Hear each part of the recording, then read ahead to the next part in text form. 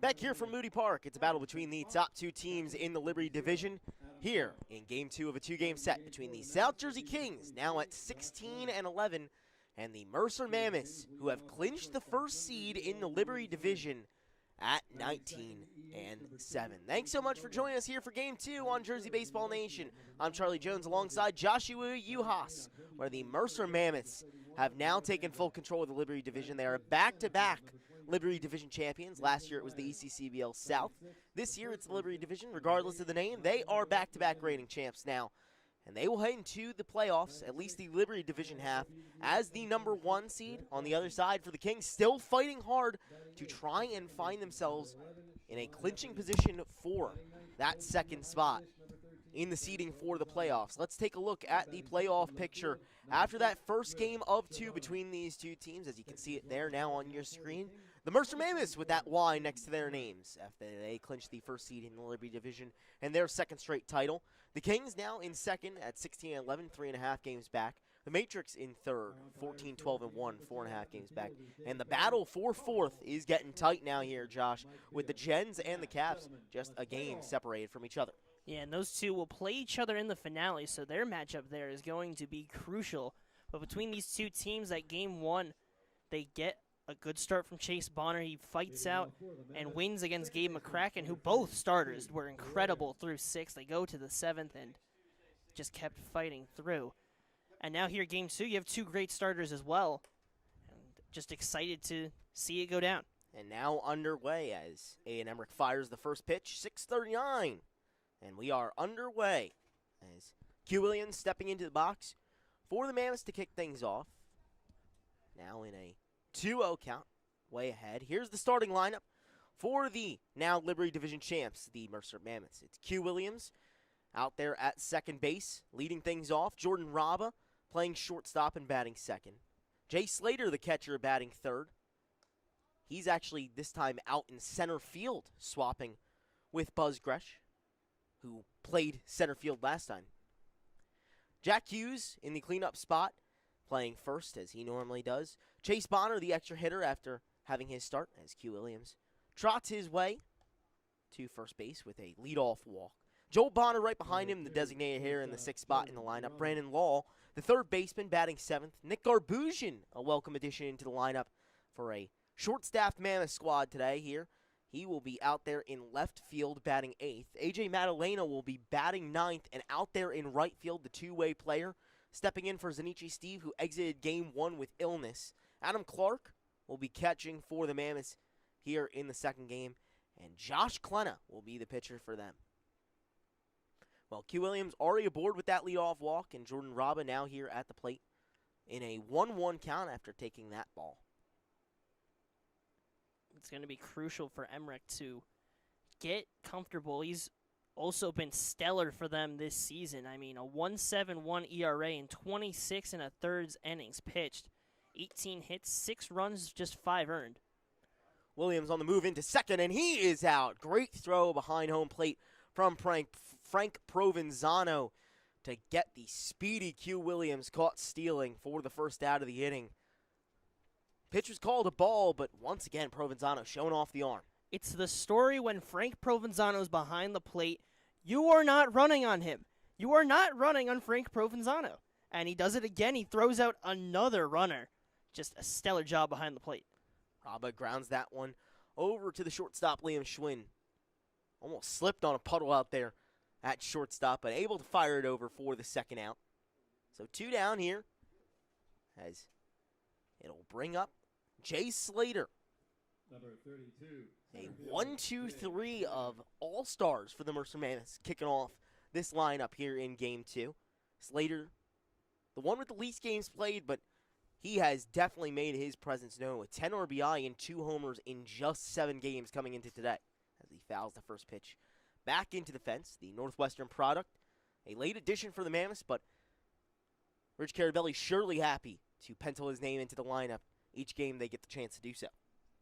100%. He's been as reliable of a bat as you can find and had an RBI when he put it in play in Game 1. Ended up being a double play, but still, an RBI is an RBI, and he did his job when his team needed to and helped them to grab that Game 1 win. Righty Emmerich fires inside to Slater. So the count now 1-1 with 2 outs. Still in a scoreless ball game. Mammoths were able to get on the board first in Game 1 with a 1 tick in that 1 slot on the scoreboard. That one falls in for a strike from Emmerich, trying to get out of the inning unscathed.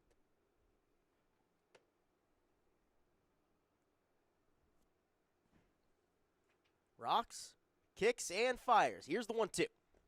Down in the dirt.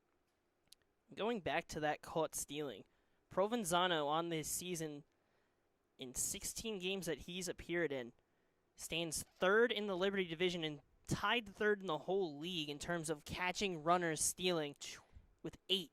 The leader is Spatafor for the Matrix and then Schulberg for the Capitals, but Provenzano, as good as they come behind the plate. Has been real strong as Jay Slater fouls that one off. Got jammed there, but was able to get a piece of wood on that one. So the count stays 1-2. 2-2, excuse me. I mean, Slater so far this season, coming into the day, 458 average and 548, 833, good for a 1382 OPS coming into the season, where if you looked at his first game, you'd be so surprised to see he struck out 4 times his first game, and then since then, the Northwestern catcher has been stellar for this Mammoth squad. I mean, there's a reason why he was playing Big Ten baseball. Very good talent there. Yeah, he washed off that rough start and came back anew, squeaky clean, and being one of the best offensive, productive players for this Mammoth squad that now are the Liberty Division champions. 3-2 from Emmerich. Grinded play over towards the second baseman Heffernan. He quickly fires it over for the third out. Mammoths go down 1-2-3 here in the top of the first. No hits, no runs, no errors. We head to the bottom half of the first, home half, where the Kings try and get on the board. Still looking to clinch that second spot in the Liberty Division when we return.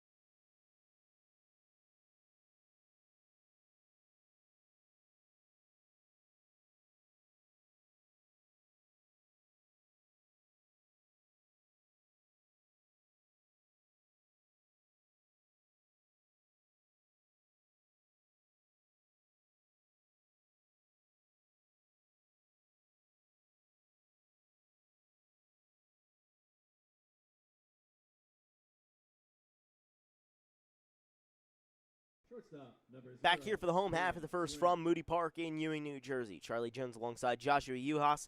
Happy to be here with you on a late Sunday afternoon or early Sunday evening, depending where you're watching this one from, as that one goes way inside on the leadoff batter for the Kings. Happy to be here with you. Great time to give you the South Jersey Kings lineup. As we start off the bottom of the first, it's Liam Schwinn, the shortstop, leading things off for Tyler Kimmick's squad, Jason Bogart, the extra hitter, batting second. Owen Rozzi out there in right field, batting third. Noah Danza playing third base, and batting fourth in the lineup. Played shortstop last time, switching things around. Trying to split this doubleheader here with the Mammoths, 2-1 upstairs. Mason Myers will stay in center field and bat fifth as he did in Game 1. Michael McGinley batting 6th and playing first. Brett Jackson, the designated hitter, will be batting 7th. Sean Heffernan batting 8th and playing second base as that one hit Liam Schwinn. He'll take first base. Frank Provenzano, the catcher, will be batting 9th. And Will Shabona out there in left field, rounding things out. In the 10 spot in the order for the South Jersey Kings. Now at 16-11, still trying to clinch that second spot in the Liberty Division playoffs. A game up on the matrix for that spot as it stands coming into this game.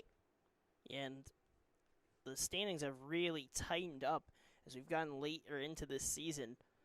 Some of these teams getting more comfortable as the season's gone on, but some of them have been on a little bit of a downswing in the later half of the season. It's put them in a tighter spot than maybe their early season performance had put them positioned into.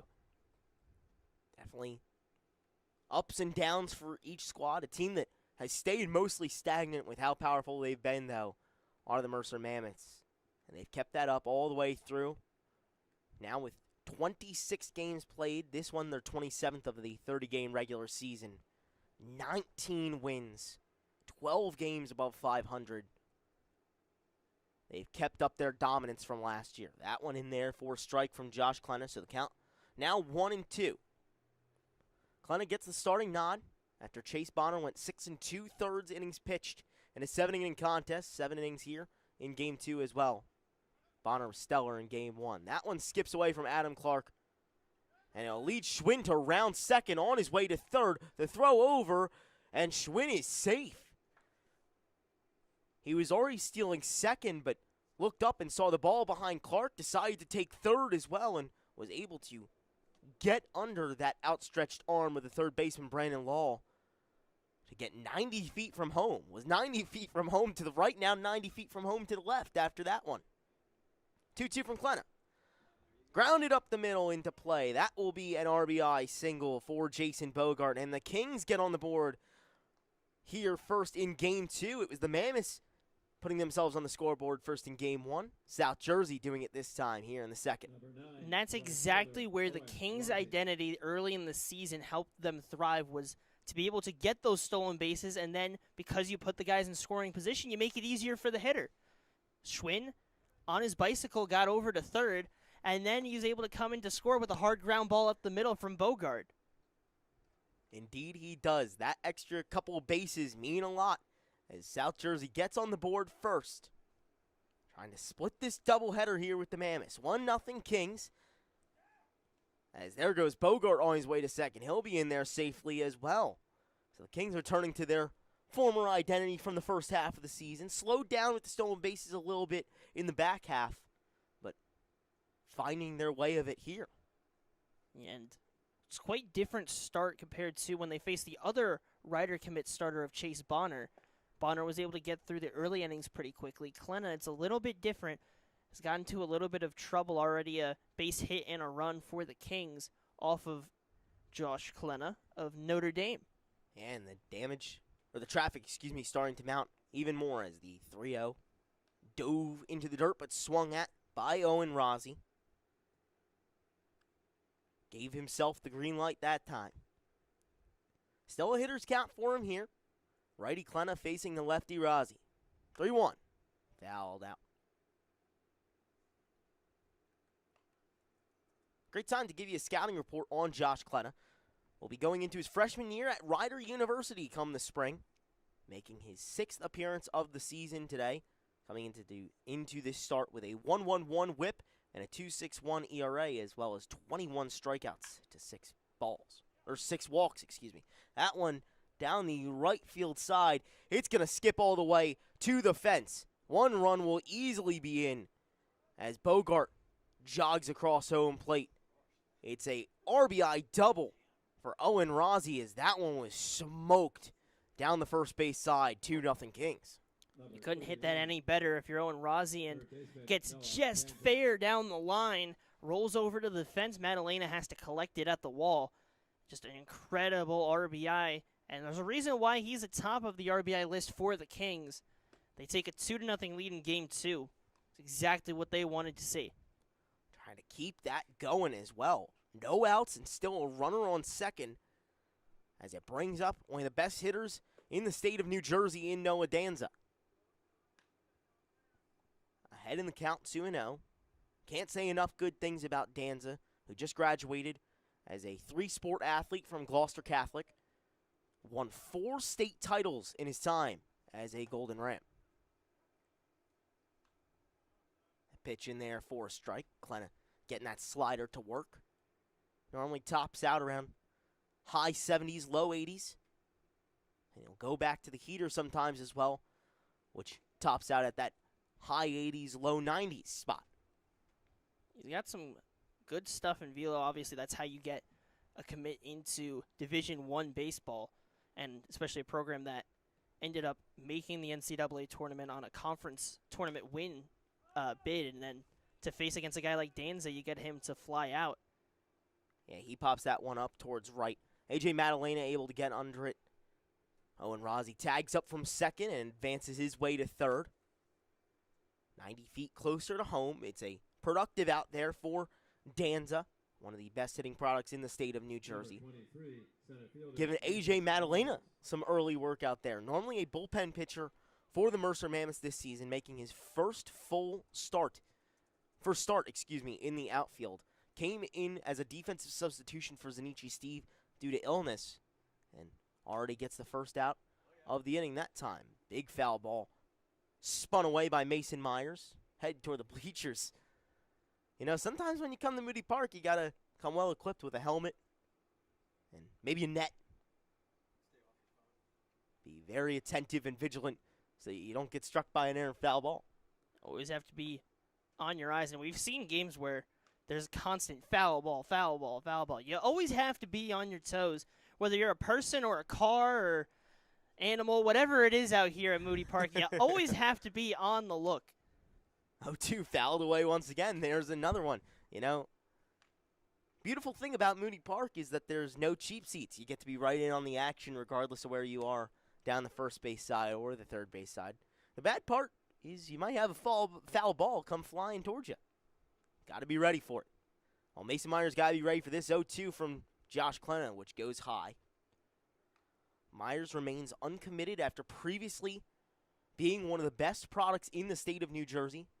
A big string of hitters going from Rossi to Danza, now to Myers, as he fouls that one off. Ton of foul balls in this at-bat here. He just will not go away. His third foul ball of the at-bat. Really fighting here. Also ticking up that pitch count of Josh Klenna, which is already up to 24 pitches here in the bottom of the first. 1-2 from the tall righty. Hits Myers. That one taps him on that outside leg. And we'll put him on first, and runners on the corners for the Kings with one out. Second hit by pitch issued by Josh Klenna today. And it's just like that first game. Bonner, also committed to rider, struggled with the control today. And he was able to fight through it, but 6 walks was not exactly what Bonner wanted. Ended up working out in his favor, but not always going to help you out, because here for Klenna, he's had some trouble with control, and the Kings have already produced 2 runs, and they have 2 runners on, threatening to try and score once again. Definitely a dangerous spot for Josh Klenna to have to deal with, facing yet another threatening hitter in Michael McGinley, a guy who's already gone yard here at Moody Park this year. 0-1 from Klenna. Runs outside, so the count now 1-1. But the thing for Bonner and Klenna is, I mean, really any pitcher here is, when they get in a groove, they are strong, and we saw the stuff develop late for Bonner, and we'll see if Klenna can find that same dimension to his game where, even though to start the game he gets jumped on, but if you can leave it at 2, maybe surrender, if you surrender that run at third, you can live with giving up 3 considering the circumstances, and then try and get going after that. Spot on. 1-2. Popped a mile high, but foul over that first base side. Out of bounds fence. So we'll rewind and redo it again. 1-2 count with 1 down, and the Kings already up 2-0 with runners on the corners. Rossi at third, Myers at first, and McGinley at the plate. Klenna trying to close out the righty-righty matchup. The 1-2. Popped up foul once again. Just struggling to get that final strike. Klenna's gotten to 2 strike counts, but it's foul ball after foul ball. We saw with Myers, he just kept going, and it's the same story with McGinley. If it continues that way, could be an abridged start for Josh Klenna. 1-2 once again. Fouled off once again.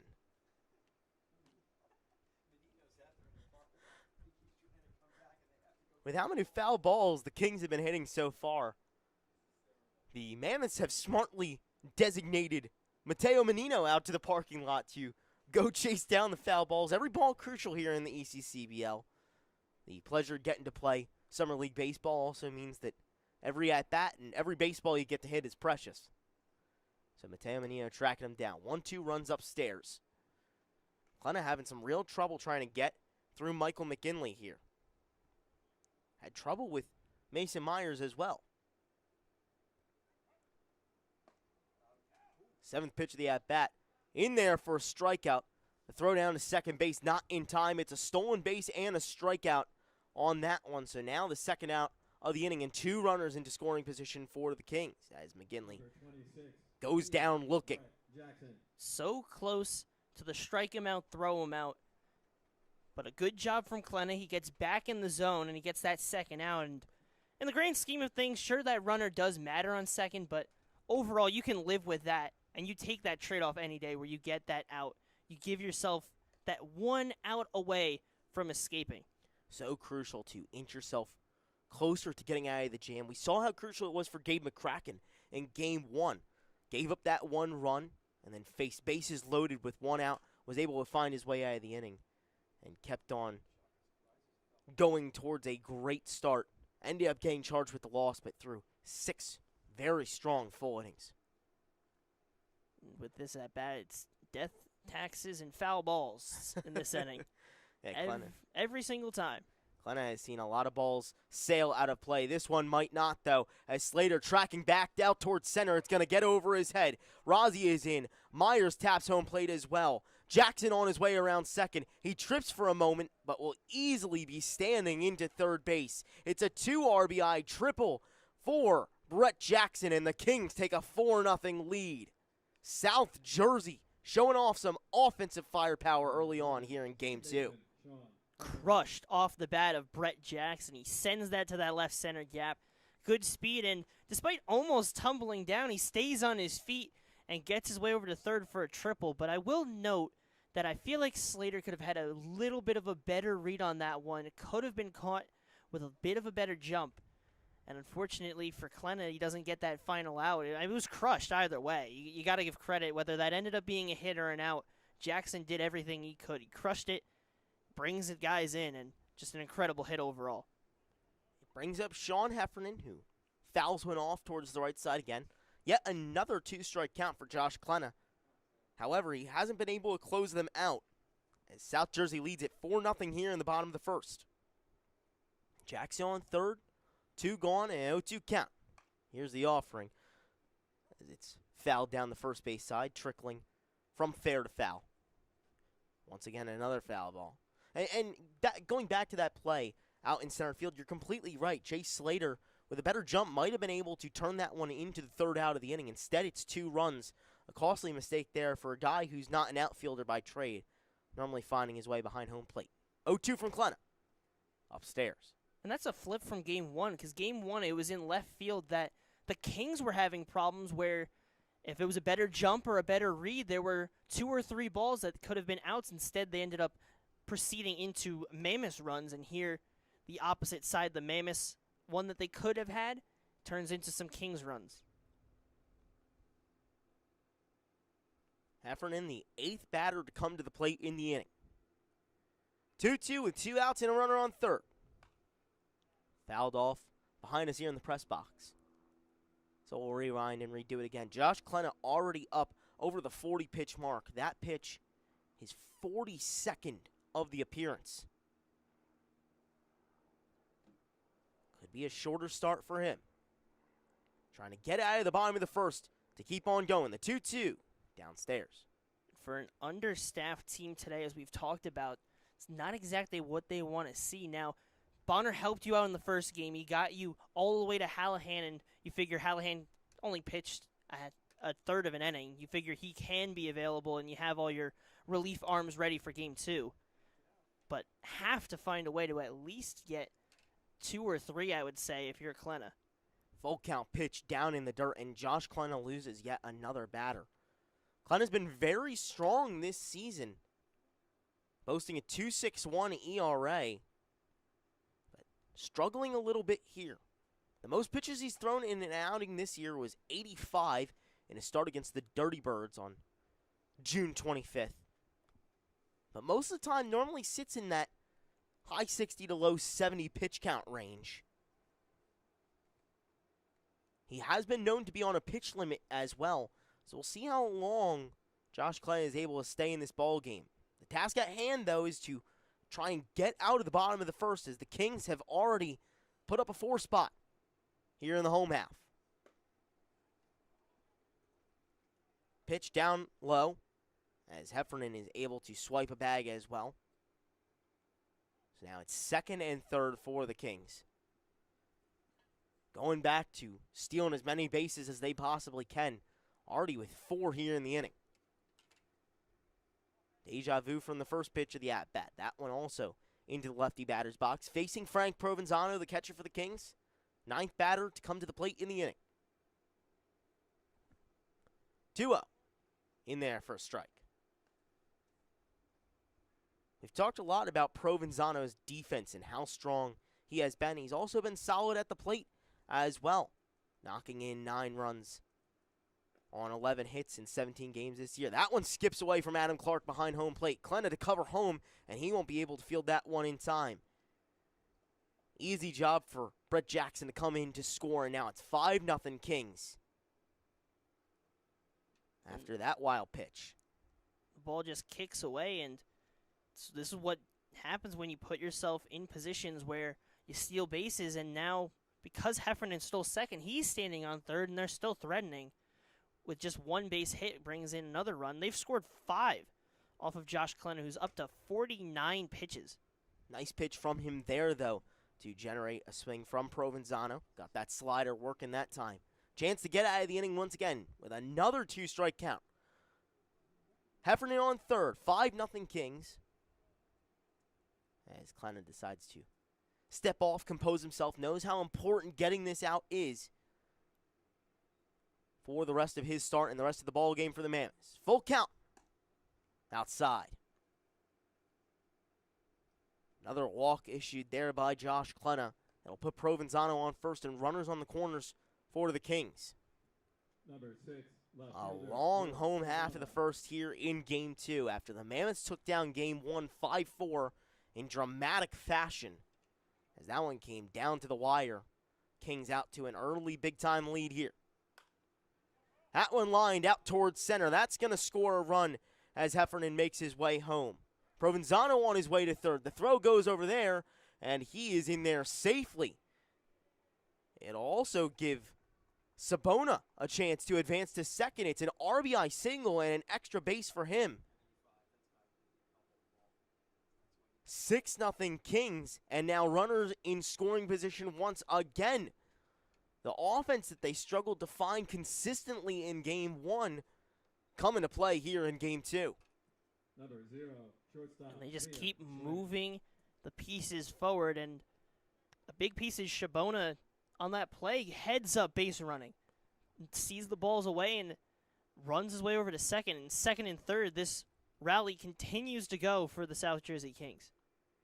Great awareness on the base paths for South Jersey has led to them bringing home a couple extra runs than they might have. 6-0 Kings here in the bottom of the first. Big swing there from Liam Schwinn as we head back to the top of the order.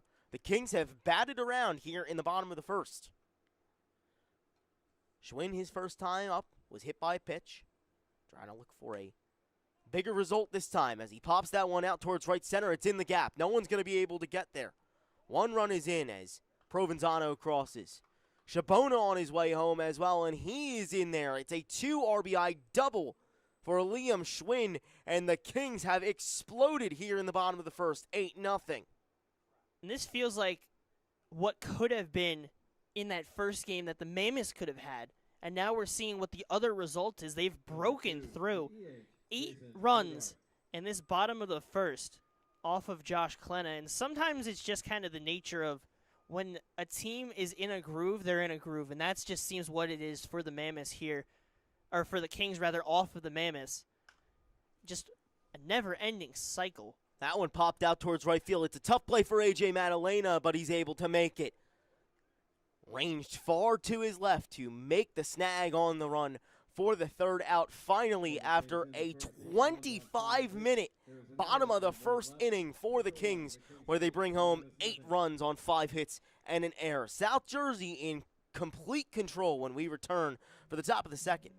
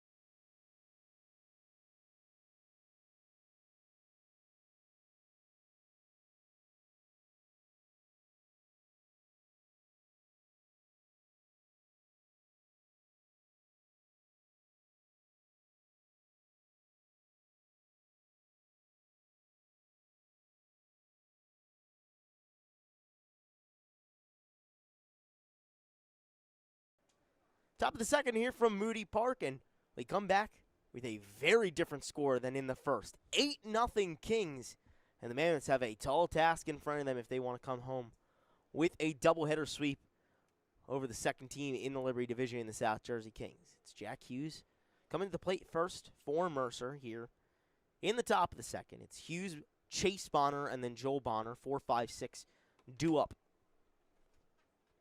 Feels like so often we see in these double headers that they split. Happens all the times when we're on Saturdays, and even when we move it to Sunday, it seems like that trend still ends up holding true. It does seem to often be the rhythm with these double headers on Saturdays, especially with these two teams, as this one, the second doubleheader between them. Last time they split. Mammoths with a 7-6 win in the first game, Kings with a 6-3 win in second, as Jack Hughes gets hit by that pitch.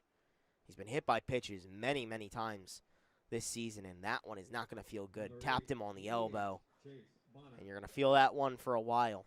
That one, the 10th hit by pitch of the season for Hughes. And even when he's not hit, he's seen a lot of balls inside. They're trying to attack his hands because they know the power he has when he gets his hands out to the ball. But the dynamic that you have when you do that is that you end up sometimes missing inside. As a really good arm side run there from Aiden Emmerich. Yeah, beautiful pitch to get the first strike on Chase Bonner, the Game 1 starter on the mound. Now here at the plate with another big swing. First one froze him this time. He swings through it, so the count now 0-2 with Emmerich way ahead. Hughes on first, 8-0 Kings here in the top of the second with no outs. tall righty Emmerich rocks, kicks, and fires. 0-2 inside. If you're Sacred Heart looking at what Aiden Emmerich has done, I mean, his time at Sacred Heart, the short time that he had there so far, it wasn't exactly the strongest stats to show, but he's clearly found something in the ECCBL that he's jumped on, because a 1.17 ERA coming into this game and still looking stellar. He's found something and it's clicking. So for that Metro team of the Sacred Heart, they have to be extremely happy. And actually, it's right here is a Metro Conference matchup. Potentially, because you have the Sacred Heart player, he did play at Sacred Heart, versus the rider commit of Chase Bonner. You might see Aiden Emmerich pitch facing Chase Bonner come the spring in D1 baseball in the Metro Conference, as Emmerich, a Sacred Heart pioneer, Chase Bonner, a rider bronc. He gets some of the best matchups in the tri-state area right here in the ECCBL, and another one right now. 2-2 offering from Emmerich. Lined out towards right field. It's going to skip its way to Rozzi as Hughes pulls into second. It's another single for Chase Bonner, and yet another hit, ticking that batting average up. He can tell why he'll be playing at the D1 level, contributing in every way possible for the Mammoths. He just has done everything he needs to do in all of these at-bats. He's being patient, he's finding his pitch, and then the bat discipline to put the barrel to the ball and put it where it needs to, lines that one out to right field, and it's another base hit on the day for Chase Bonner. First pitch fouled off by Joel Bonner, his brother, playing at Kutztown. Both of them Neshaminy High School grads, but Bonner a state champion, as Neshaminy High School won Class 6A in Pennsylvania this year. Bonner, an alum of Neshaminy, coming to the plate trying to drive his brother in. 0-1, down in the dirt. So the count even at Candlesticks with no outs, and runners on first and second for the Mammoths.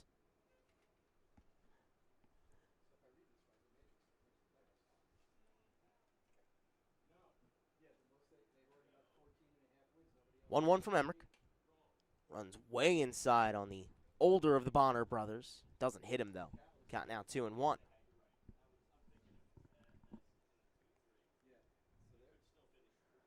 Big-time change of pace from Game 1, where it was back and forth with the Mammoths in control for a significant part of the game. Now trying to fight their way back. What can they do? That one popped out towards center field, but it falls right in front of Mason Myers on the line. Another single as Joel Bonner gets aboard. Second hit of the game for the Mammoths. Both of them coming right here in this inning, and both of them coming from the Bonner brothers.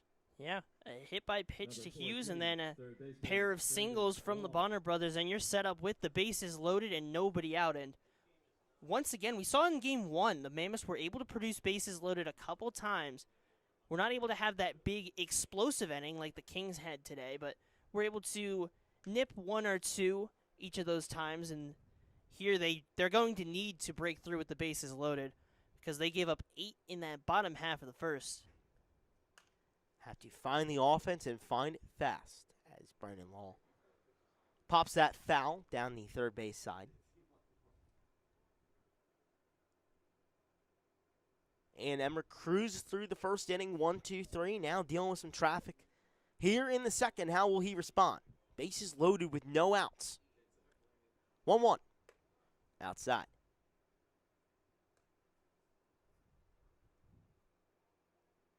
The Mammoths do need to find offense, but there's still a whole lot of ball game to be played.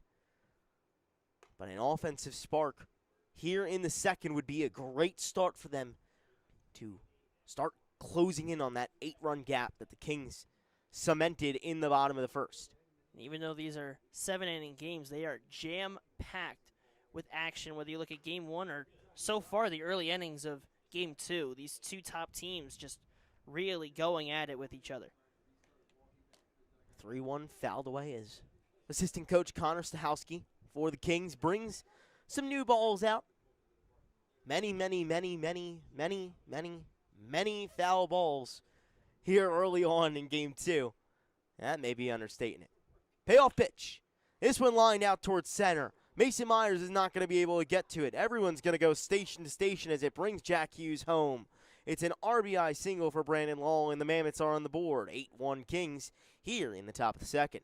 They're just going station to station. It's feeling like that one Bugs Bunny clip where it's like he's pitching and then it's just, or someone else is pitching and it's just keep going station to station, first to second to third to home in like a conga line kind of style. And that's what this inning has been so far for the Mammoths.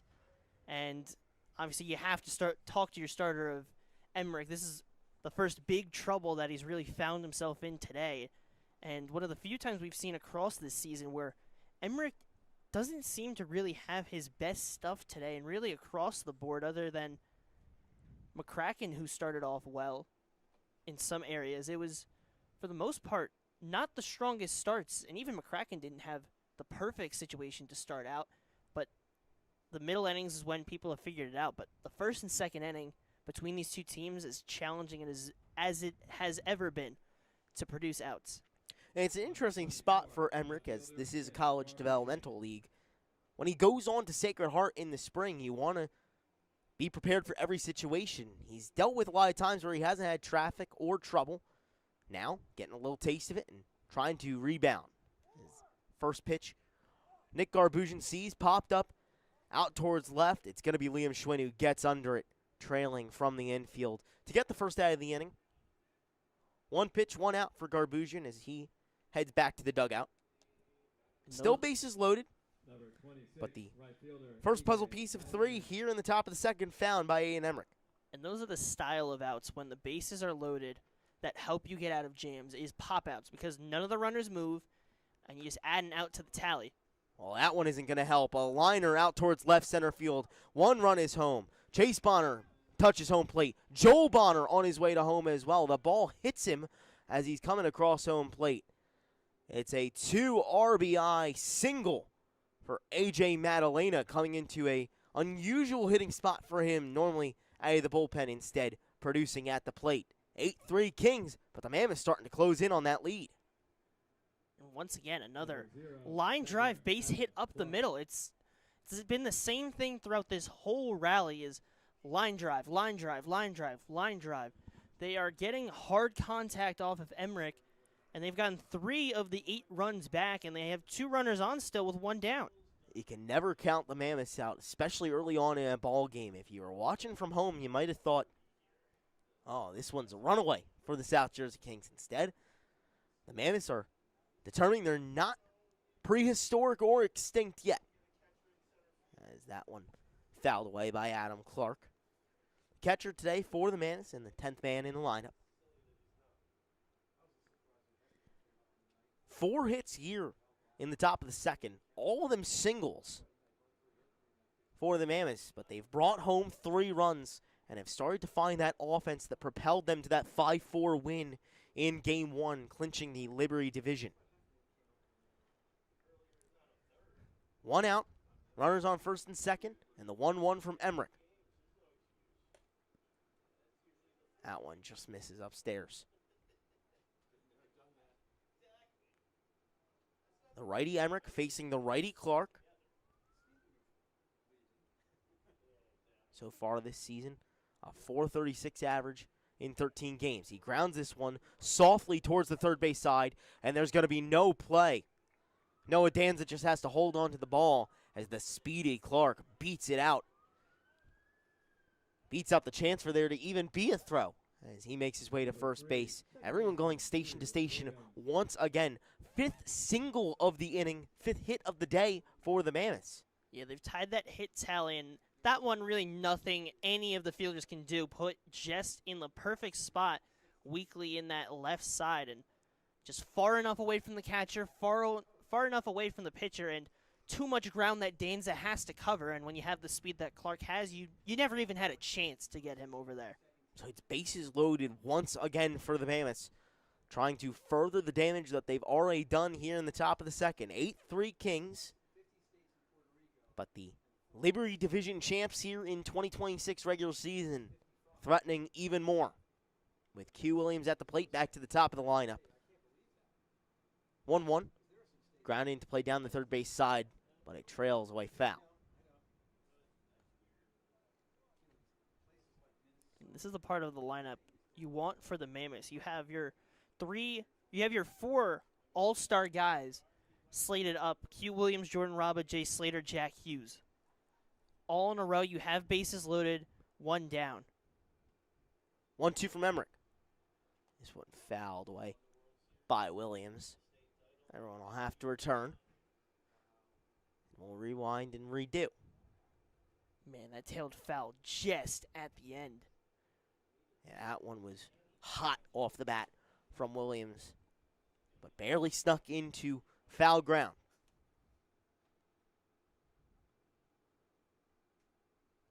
Emmerich set.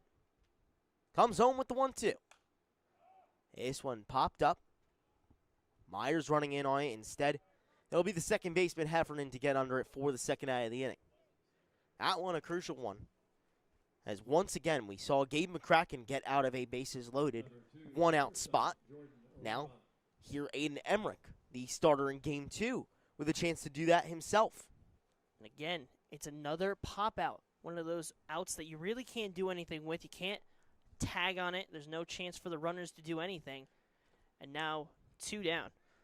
There's a line drive out towards the left center gap. This one's on its way towards the fence. Myers cuts it off. One run is home. Another one will score. Raba in his way to second. It's a 2 RBI double for Jordan Raba. And the Mercer Mammoths find themselves a 5 spot here in the top of the second. 8-5 Kings. Mammoths knocking on the door. This game has got mighty interesting very quickly. Both the starters getting roped here in the first 2 innings. Just both sides. The offenses have woken up. And the Mammoths, you can never really count them out, ever. It seemed like 8-0. There's no way, okay, they got 3, right? Okay, they can chip back into this. No, they're going for a big inning. They've gotten 5 back. They only trail by 3. It's just incredible what they've done in the all-star of Jordan Raba. A big swing to come through, and Jay Slater trying to keep it going. Emmerich's at 31 pitches so far this inning. Both these guys in Emmerich and Klenna, the Game 2 starters for each side. When they've dealt with traffic, they've dealt with a lot of it, and it's caused some very long innings so far. Josh Klenna with a 54-pitch first inning. Emmerich already up to 32 here in the top of the second. 47 pitches on the start. 1-1 to Jay Slater upstairs. So after giving up an 8 spot in the bottom of the first, the Mammoths now have the tying run at the plate unexpectedly. And he's a guy that we talked about has 2 homers, but we have not gotten it on film just yet. Well, it doesn't look like this one's going to leave the park this time. Pops up out towards left center field. It's going to be Sean Heffernan who arranges his way to make the play for the second out, but not before the Mammoths bring home 5 runs to try and cut away at that South Jersey Kings lead that they had in the bottom of the first. Kings will go back to the plate when we return, only up 3 this time. 8-5 South Jersey when we come back.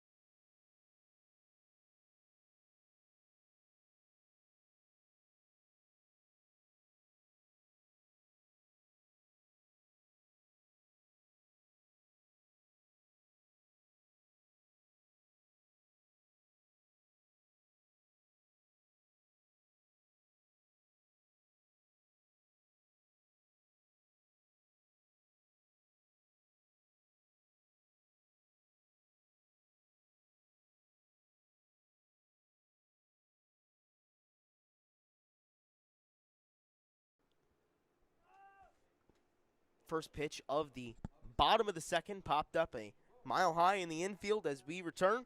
1 out already here in the bottom of the second. Big time change of pace after 13 runs in just 3 half innings of play in Game 2. The two teams combined for 11 hits as well. The offenses have come to play at the detriment of the pitchers, but Josh Klene able to get the first out there as he comes back out after a tough first inning of work.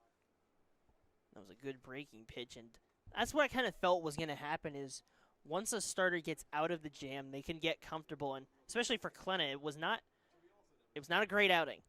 It wasn't perfect for you. They were hitting you hard, but you have a chance to at least get as much out of the outing as you can. Your offense backed you up to where if you give a good second or third inning, and depending on pitch count, maybe the fourth, that's a good start relative to the game that you've been playing.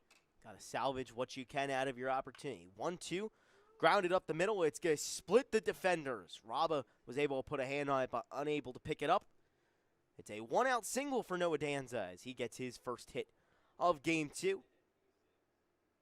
And another chance for the Kings to try and score more. And that was a tough play. It was hit up the middle, hard enough to get over to the infield, but weak enough to where really there was no chance. Danza has some solid speed. Running down to first, he gets there, and really it was going to take a perfect Sports Center type of play for Jordan Raba to get him out at first. First pitch. And that one is going to get down.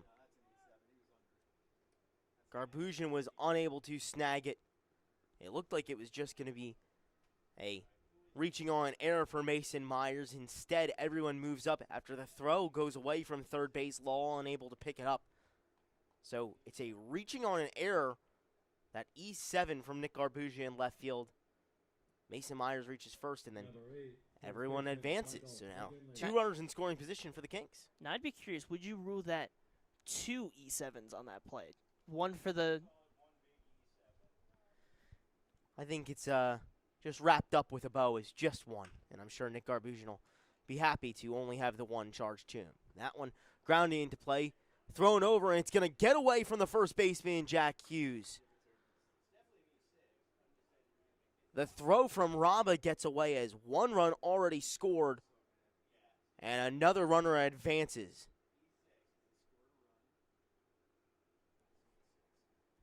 Danza into home, Myers to third. And that'll make Michael McGinley safe at first. The Kings tack on another one, and a wild start here to the bottom of the second.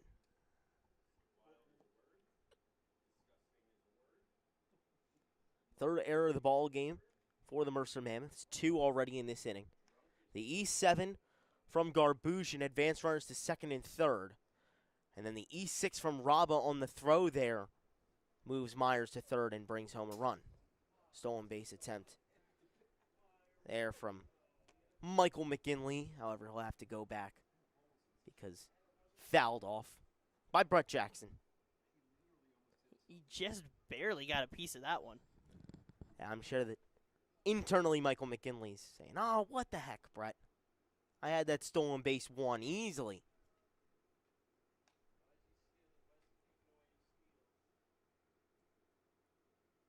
Runners on the corners, 1 out. Kings up 9-5. Already bringing 1 home in this inning. 2-2 fouled away.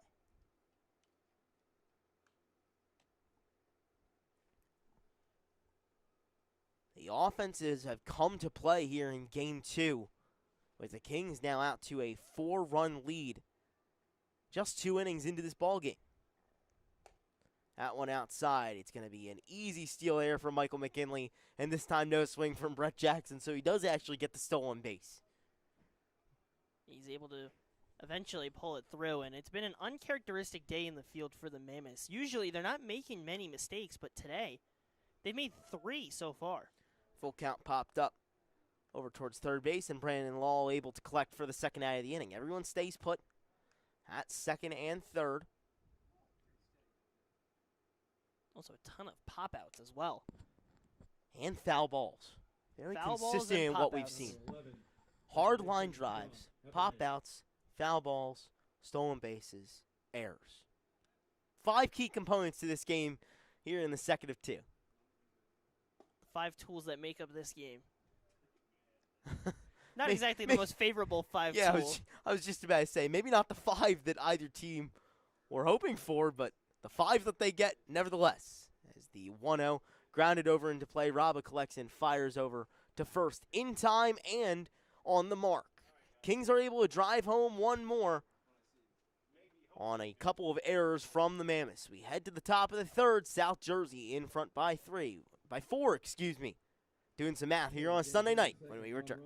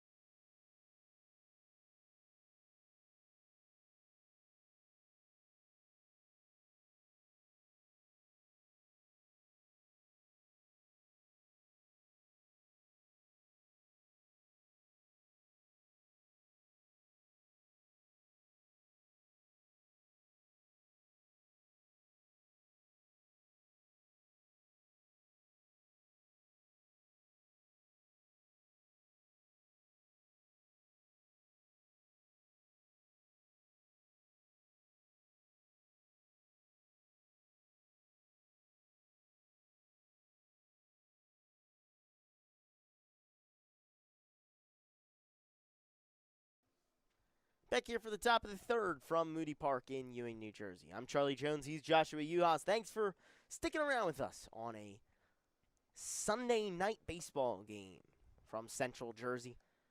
As the first pitch that Jack Hughes sees, called a strike. Hughes led off the last half inning that the Mammoths came up to the plate, leading off here in the top of the third as well. 0-1 from Emmerich. Grounded into play by Hughes. This one is quite soft towards the third base. It completely dies. The throw goes to first, but not going to be in time. It's a leadoff single for Jack Hughes as the Mammoths try and keep their offense going after a 5 spot in the top of the second. And again, it's another ground ball towards the left side that Dainza gave it his best shot. He got a throw off this time because Hughes is not as fast of a runner as Clark was, who was the last time we saw that. But still, it was hit, dribbled weakly enough, just put it in play, and he gets on base to lead off this inning. Second time we've seen one of those little dribblers as Chase Bonner pops this one out towards right field. Diving play made by Owen Rozzi. He makes the snag. Heck of a web gem. Slip and slide out in right field to get the first out. What a great effort from Rozzi. It was in between the 3 fielders of Myers, Heffernan, and himself. And he gets in position, he gets the dive, and he makes the catch. Just a stellar job from Rozzi getting the read that he needed, and a stellar first out. Robbing Chase Bonner of his second hit of the game and third of the day. First out of the inning there here in the top of the third. As now it'll make way for the other Bonner brother.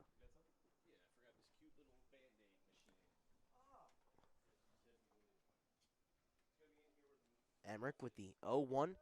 Jams Joel Bonner. They check with the appeal and They'll say he did not go, so the count levels at 1.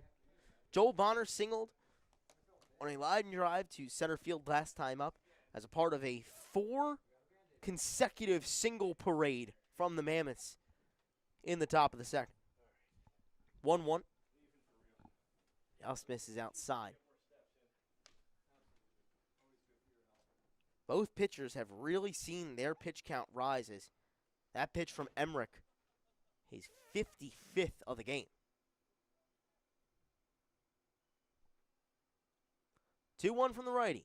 This one grounded into play. Over towards the second baseman, Heffernan. There's one at second base, and there's the other one. 4-6-3 double play, and the Kings get out of the inning unscathed. They blank the Mammoths.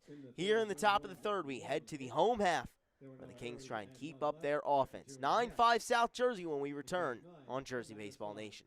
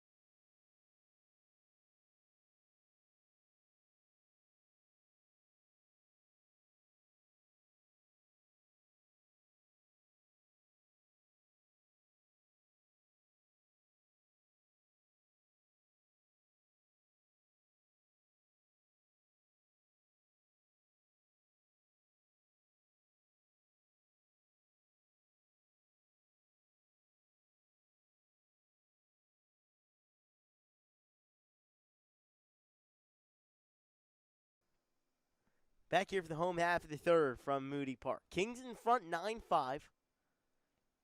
As Josh Klena back out there once again for the Mammoths, firing a first pitch strike. 14 runs on 13 hits and 3 errors between these two teams.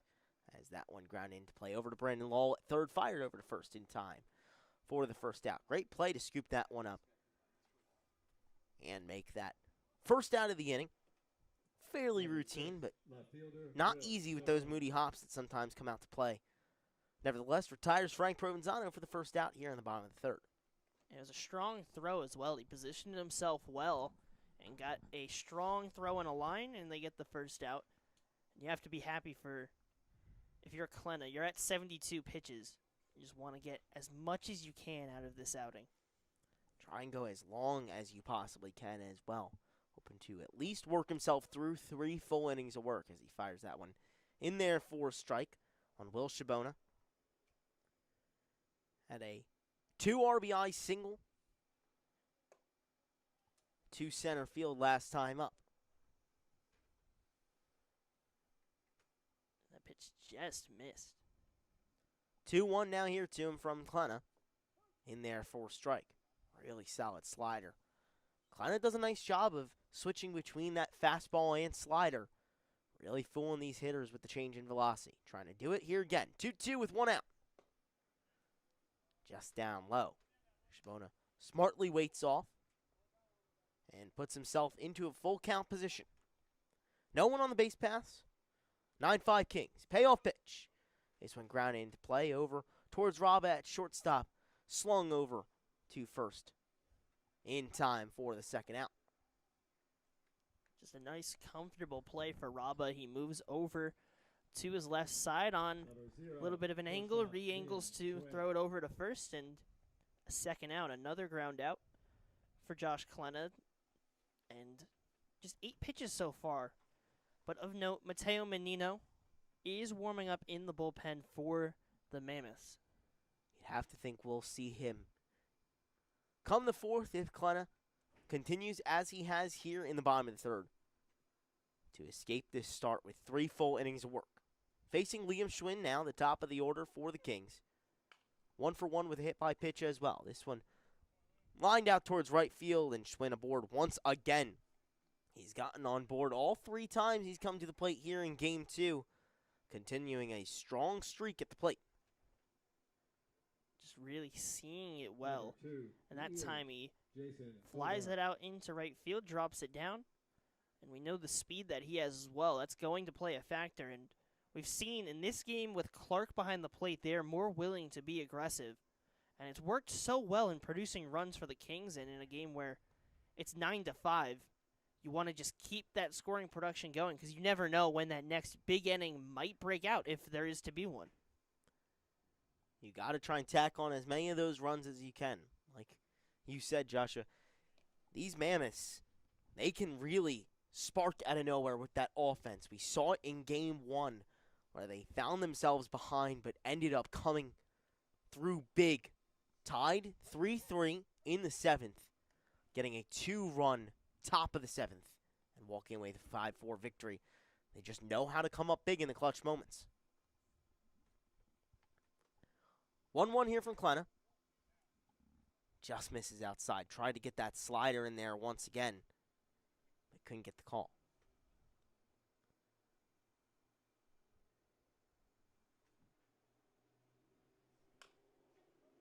Two Bogart grounded into play over to second base. Q Williams fires over to first in time.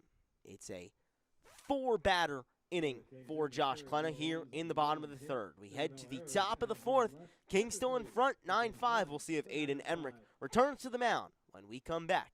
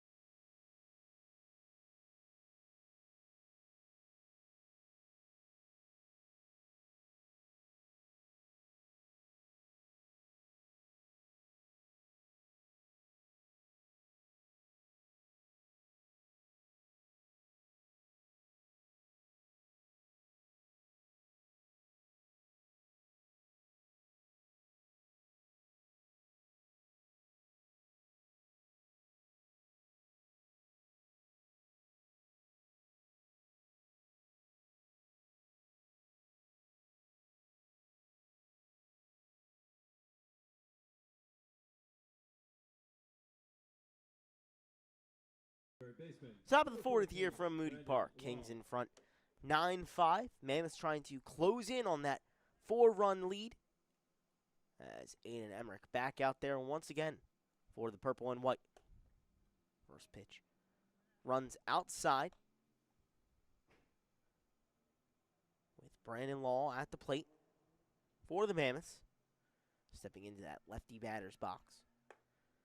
It's Law, Garbusian, and Madalena due up, with Clark on the horizon and Q Williams at the top of the lineup after that.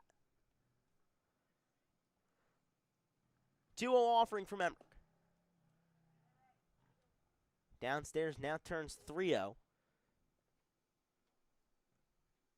Emmerich already up to 59 pitches in this appearance. We'll have to be judicious with that pitch count if he wants to escape the fourth and come away with four full innings of work. Say that 10 times fast after this start today.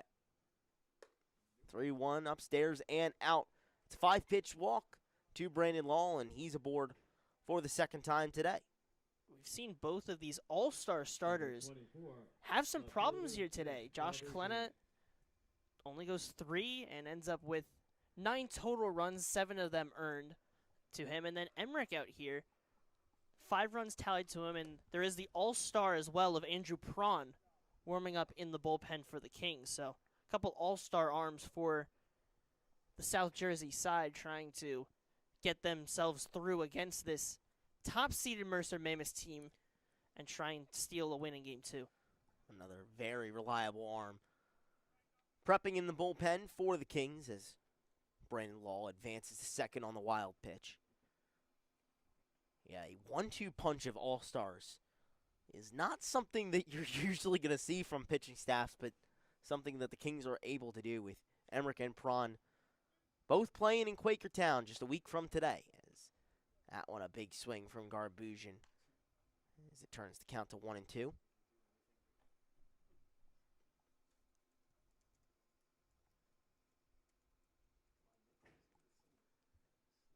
Emmerich checks on second, kicks and fires. The 1-2 downstairs.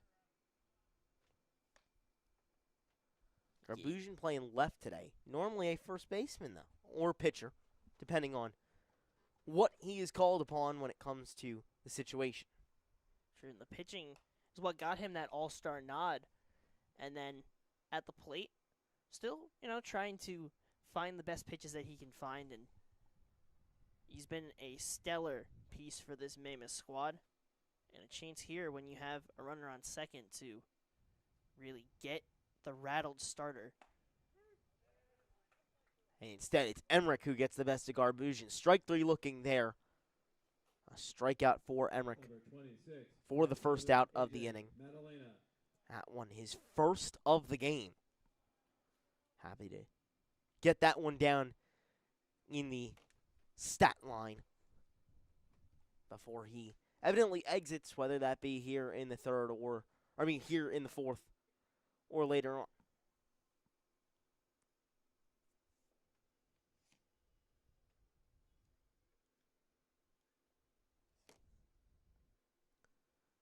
Madalena waits on the 1-0, which is downstairs, but called a strike. Madalena not a fan of that one. Shook the head a couple times for fair reason as well. That one ran in on the feet. We had mentioned Madalena had played outfield. He did not play it at Rowan, but in his senior year, the 2024-2025 season, and across his high school career, he played 81, 83, and 68 games. Well, he's able to line that one out towards right field for an RBI. The pitcher, two-way guy, able to get an RBI there. It's 9-6 Kings now after the RBI single from Madalena. Solid hit out towards right field. He's just unable to be gloved down by Rozzi, allowing Lowell to score from second.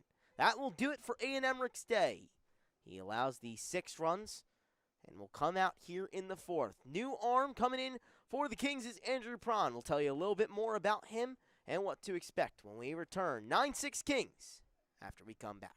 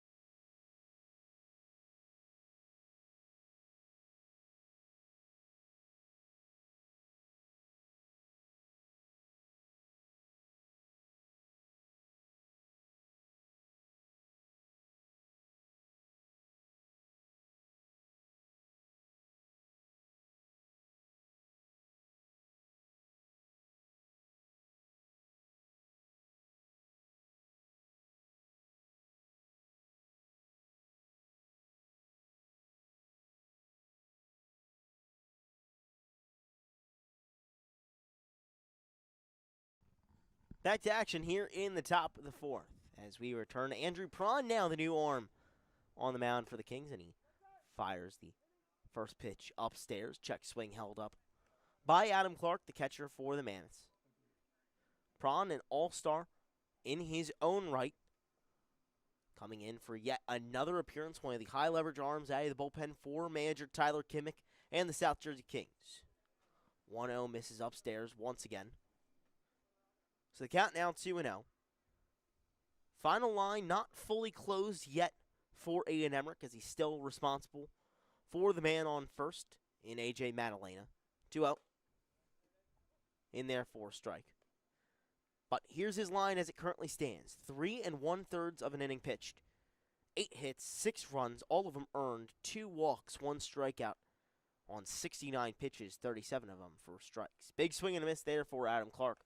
So the count evens at 2 with 1 out and 1 on. The Mammoths find themselves only down 3 after the Kings went up 8-0 heading into the second inning. Prawn set, the 2-2. In there for strike 3 looking. Beautiful pitch from Andrew Prawn to slot that slider in for the second out of the inning. First strikeout of the day for him in relief of Aiden Emmerich. Just an incredible job. He froze him up, and he's been used a lot by this Kings squad. He has 7 games played. He started 1. He has a 1-1 record with 1 save in 12 1/3 innings pitched. Just 5 hits, just 2 runs allowed, both of them earned. 2 hit by pitches, 8 walks. And 17 strikeouts has been good for a 1.46 ERA and a 1.05 whip. Very impressive stuff, and there's your clue as to why he's been one of the best relievers in the Liberty Division this season. There's your clue as to why he's going to be pitching in the All-Star game, possibly on July 25th out at Quakertown, Pennsylvania. You can catch that game from Memorial Ballpark right here on Jersey Baseball Nation. More details about that live stream to come at a later date, but make sure to tune in. We'll be carrying the Home Run Derby, which Owen Rozzi of the Kings will be a part of, as well as the All-Star game itself. Should be a fun day of action, whether it's the All-Star game with all these great guys going out there, and then the Home Run Derby. Who doesn't love just putting a bunch of ball players out there and seeing how far they can hit a ball and how many they can hit out? Look, it brings some sparks. We already saw it not crazy far away from Quakertown a couple of days ago with Kyle Schwarber and Jordan Walker in Philadelphia at the MLB Home Run Derby. But I'd argue that the ECCBL is bringing some strong hitters to their Home Run Derby in their own right.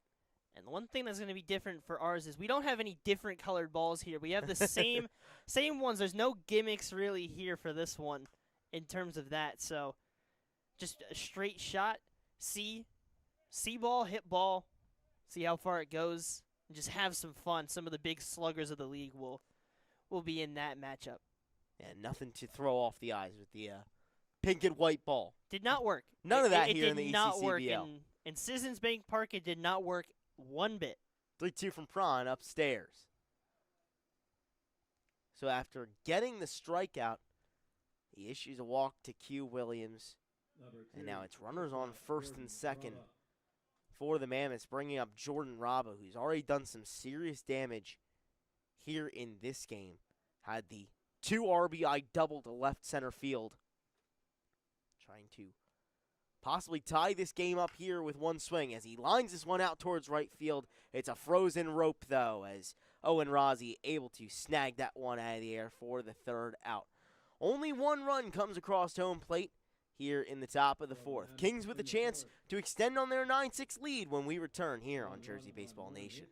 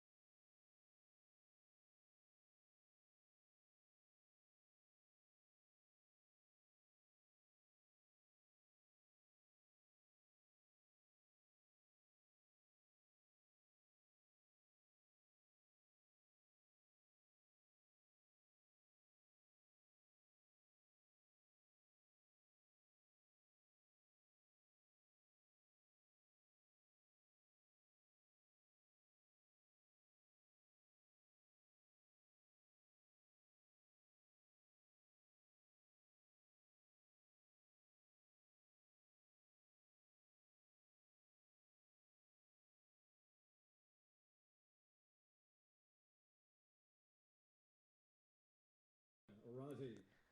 9-6 Kings leading here in the bottom of the fourth. Thanks for sticking around with us on a Sunday night, rather than a Saturday night, a Sunday night. Hoping you had a very restful and exciting Sunday, closing out with some ECCBL action right here on Jersey Baseball Nation. Charlie Jones alongside Joshua Yuhas, and Owen Razi getting this bottom of the fourth started on a hot note. However, that is stifled by Jack Hughes. Real hot off the bat. Exit velo way high. But Hughes able to handle it for the first out. So fast, it interrupted your monologue. Yeah, he beat me to the punch. Was able to get bat to ball before I could finish thanking our lovely viewers for being here with us. Dang you, Owen Razi. Too good at baseball, I suppose, to give me a little extra time. Well, another guy who's very good at baseball is Noah Danza, coming to the plate right now. 1 for 2 in this game with a single in the infield that he beat out. 0-1 misses outside. So the count now 1-1 with 1 out as Mateo Menino out there on the mound for the Mammoths now. One of their top relievers and one of the most trusty high leverage guys for Rich Caravelli's staff coming in as he fires another strike in there. 1-2 the count now. Menino making his 10th appearance of the season. He's 2-2 with 18 1/3 innings pitched. Has faced 90 batters and given up 27 hits and 17 earned runs for an 8.35 ERA. Trying to improve on that mark as he knows his number will be called upon as they head into the playoffs. The Mammoths now guaranteed and locked up the 1 seed in the Liberty Division. We'll try to improve his stat line before he can make a difference in the playoffs. Gets a strikeout there on one of the best hitters in New Jersey in Noah Danza for the second out of the inning. That will certainly be a feather in the cap for Mateo Menino. 2 gone here in the bottom of the fourth. We've seen that Menino, he can be very strong and very effective for the Mammoths. It's just some of these outings tend to get away from him that tiny bit. And if he's able to feel comfortable, we see he's able to get strikeouts, produce outs at a good rate. He's just got to be able to attack these hitters consistently. And they've gone to him quite a bit, but they really love if in late in this season he could really come to form because there's only a couple games left in the regular season, and then it's playoff time, and every single out matters. This one grounded over to Williams at second, fired over to first easily for the third out. Well, as Menino trying to improve on his stats, he does so with a 1-2-3 fourth inning. We head to the top of the fifth, just as quick as the bottom of the fourth started. It ends. Man, it's coming to the plate when we return on Jersey Baseball Nation.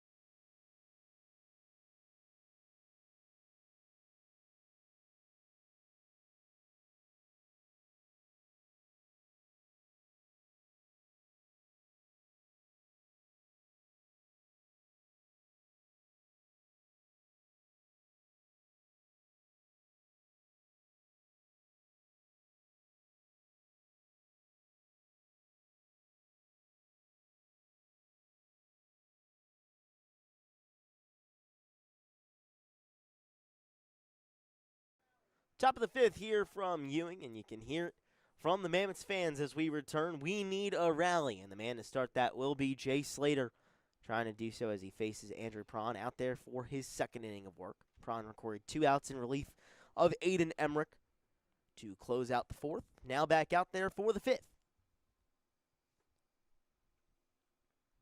0-1 offering from Prawn. Runs outside to Slater, donning the purple helmet and purple shin guard. You may think he's not a South Jersey King. Well, that is because he is a Northwestern Wildcat playing in the Big Ten. Very strong hitter there, starting 42 games for the purple and silver out in Illinois. The good old Big Ten, but not 10 teams. Yeah. That always tricks me up, is the fact that now the conferences are not really connecting to their namesake in terms of numbers. You gotta love conference realignment.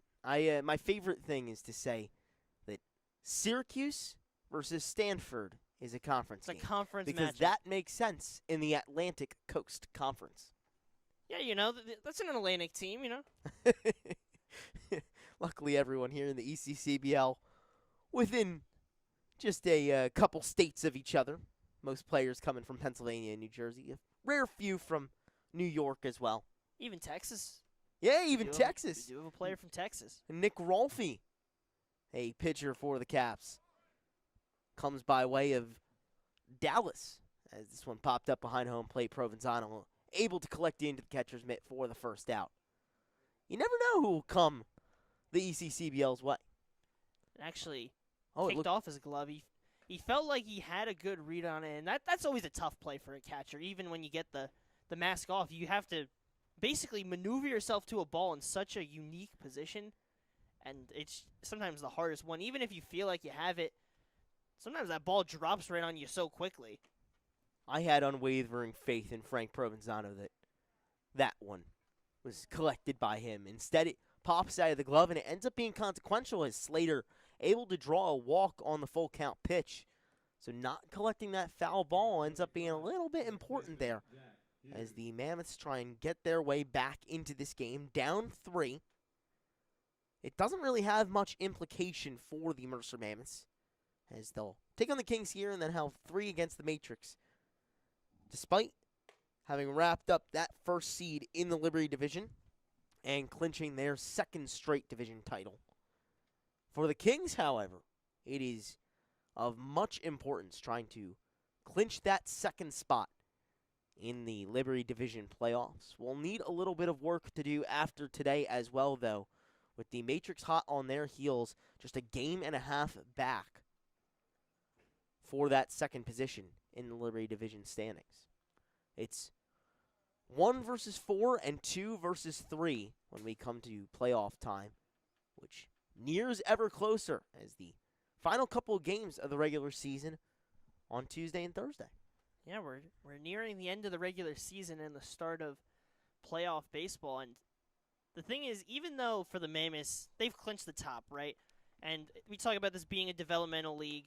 Everyone's trying to get their reps in. But winning and losing actually does teach a lot in a league like this because you learn the dynamic of standings, especially for someone that was in high school. It's a little bit of a different kind of deal where you're dealing with seeding, and that really can determine whether you're making a run to the conference tournament or you're packing your bags and getting a tough opponent in your conference tournament. So it's still, even in games that don't matter, it's still a great learning curve for a lot of these guys to try and figure out. And even for the Mammoths, when you're already clinched, still, those games still matter. And that's something that these guys will learn or already have learned here in the ECCBL.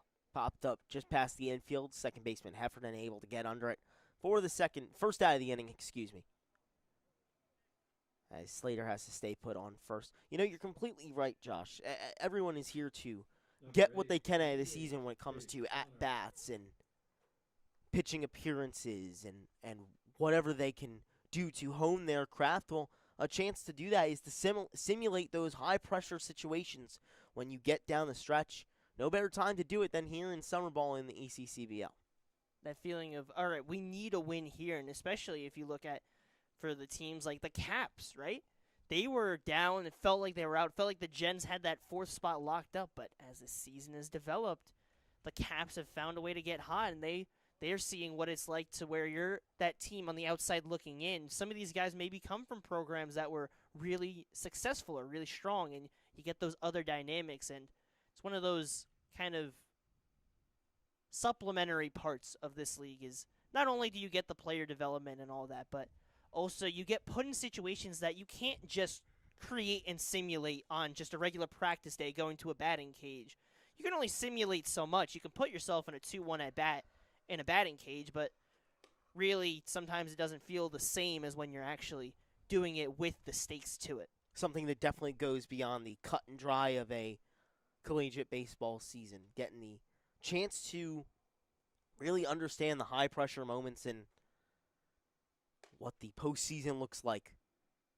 And these guys could be in situations like that when they play at their respective colleges. Another walk issued there by Andrew Prawn.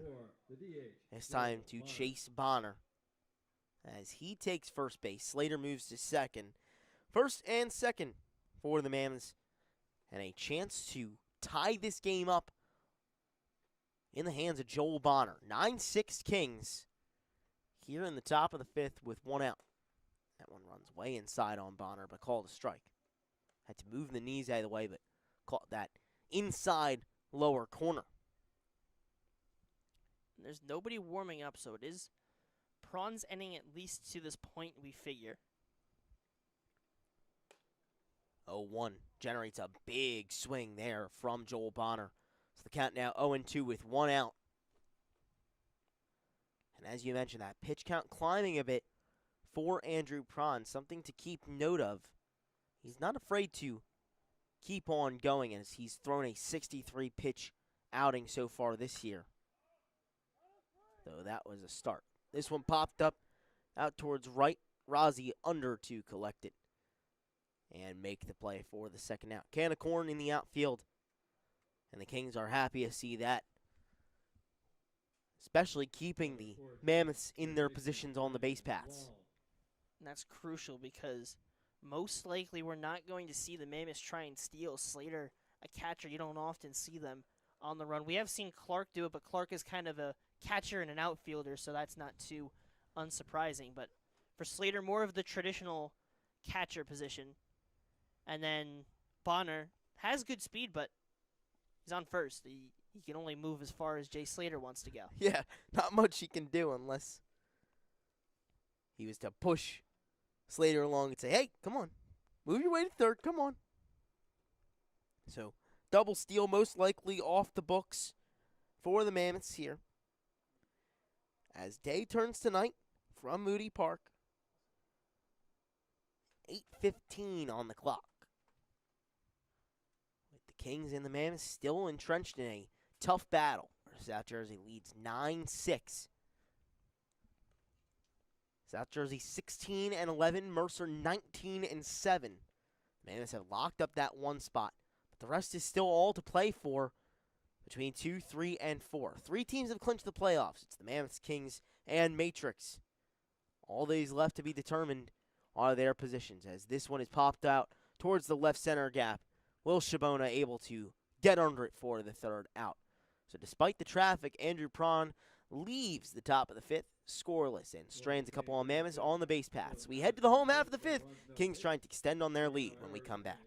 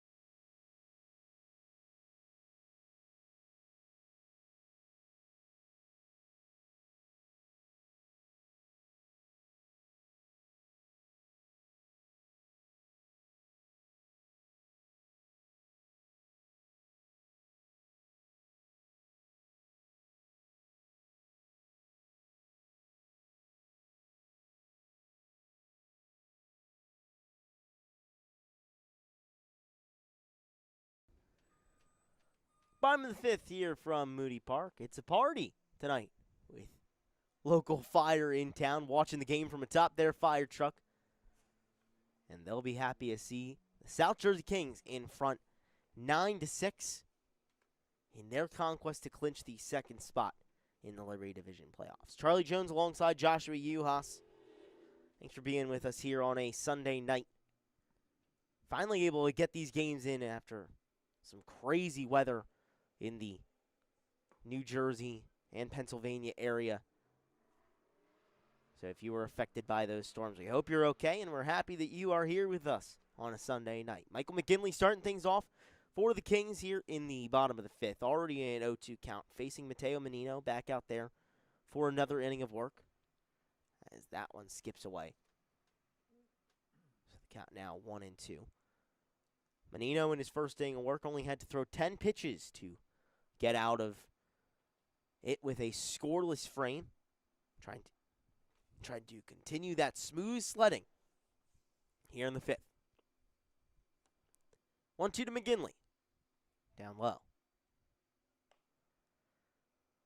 For the Kings, it's McGinley, Jackson, and Heffernan representing 6, 7, and 8 in the order for South Jersey. Count level at 2, now 3-2 as the slider runs a bit far outside for Menino. He started with 2 strikes in this at bat, and then since then, ball, 3 straight. A familiar theme for the man who was on the mound before him in Josh Klena, who had a couple of counts that did not end up his way after starting 0-2 or 1-2. This one popped up in foul ground and able to be collected by Adam Clark. Collected it just by the fence, and a little bit easier of a one to read. It wasn't as high as the one to Provenzano, but still, any play like that nonetheless is still hard to make, and he gets over, makes the play. A good job from Clark behind the plate. Real nice snag to get the first out of the inning and retire Michael McGinley and make way for Brett Jackson to come to the plate now. Righty-lefty matchup, Menino the righty. He fires the first pitch inside. We don't always see those balls stay in play. Oftentimes we see them go out of play, but we've seen 2 so far this game that have not left and instead stayed playable for the fielders. A clear change of pace after all those foul balls that ended up as temporary souvenirs for fans here at Moody Park. Earlier on, it seemed like foul ball after foul ball after foul ball after foul ball all going out of play. Now the ball's starting to stay inside the park. 1-1. Slider just runs a bit low. Count now 2-1. Brett Jackson, 1 for 2 today with a triple in which he was able to score 2 runs in that 8-run first inning that the Kings had. They got 1 more in the second, but since then have been blanked. Big swing there from Jackson coming up empty.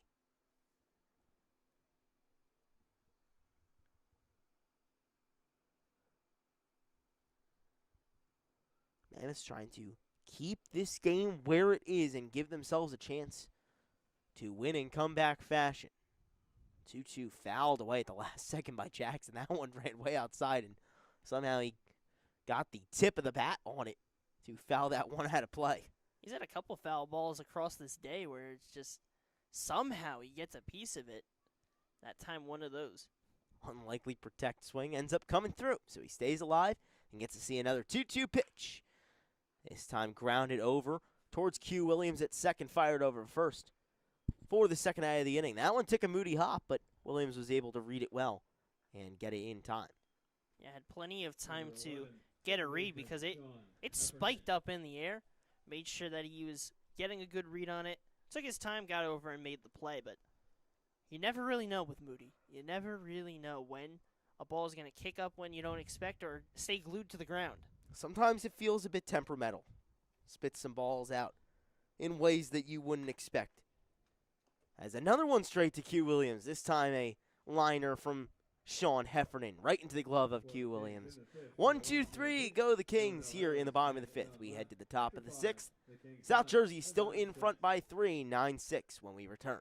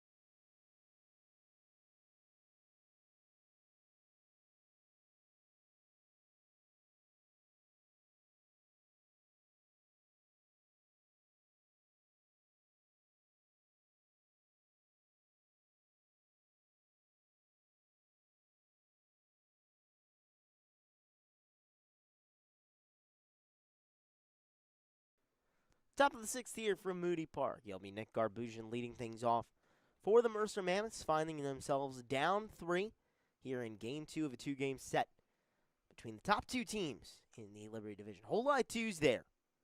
Well, the 1-2 that's currently in play is the 2 seed that the South Jersey Kings are chasing after. A 9-6 win, if it holds, would be a big step towards clinching that. Still a little bit of work to do afterwards, but it would be very important in their conquest for an ECCBL championship here in 2026. Big swing there from Garbusian. Makes the count 1-2. The pitcher, outfielder, first baseman, utility, do-it-all guy for the Mercer Mammoths. 0 for 2 today, trying to get his first hit. 1-2. And as Prawn went to throw the pitch, he maybe got the foot stuck a little bit, tumbled off, twirling off the rubber. So we'll get a unexpected reset here. You can see him laughing it off a little bit still. Maybe trying out a new windup, throw him off. Maybe a little bit of a spinning throw. I bet that might, I don't think Nick Garbusian has probably ever seen someone do a couple spins off the mound and throw the ball at him. No, I mean, maybe he's going for the Carter Cap style. You get that lead and then you do the jump and then throw, which has since been made illegal in the league, but you never know. Strike 3 looking there on Garbusian. Great pitch from Andrew Prawn for the first out. You see all kinds of things in the ECCBL, and a lot of guys try new things, build on new skills. Maybe a new skill for Andrew Prawn is a new type of windup. Maybe it's like Mario Super Sluggers. It's his star pitch. Oh, duh. We'll have to ask him about that afterwards. Maybe powering that one up and letting it loose. Might be trying out for the Savannah Bananas, as our PA announcer and ECCBL expert Jeff mentions very wisely. You never know what you're going to get in the ECCBL. Never know. 1-1 from Prawn to Madalena. Big swing and a miss. Madalena, normally a bullpen pitcher for the Mammoths. Still a chance that you might see him end up on the mound in this game as we enter the dwindling stages of Game 2. But 2 for 2 already at the plate as he pops this one up, foul and out of play. And he did hit in high school, Hamilton West. In his sophomore year, he hit .333, a .395 slug. In his junior year, .361, a .410 slug. And then his senior year, .265, a .368 slug. I was going to say capable hitter, but I would more say prolific hitter in high school. Coming to the plate and getting his chance to hit once again. Has not hit at Rowan, as Joshua mentioned earlier in the broadcast. Digging back into the bag, going back to the high school days. And working on another skill that you might see at Rowan in the future if he keeps on hitting the way he's been hitting today. You never know when it might be needed. 1-2 from Prawn, line down the third base side, but foul. Gary Conover had to duck as that one came towards him. I'm sure he's happy to be wearing a helmet.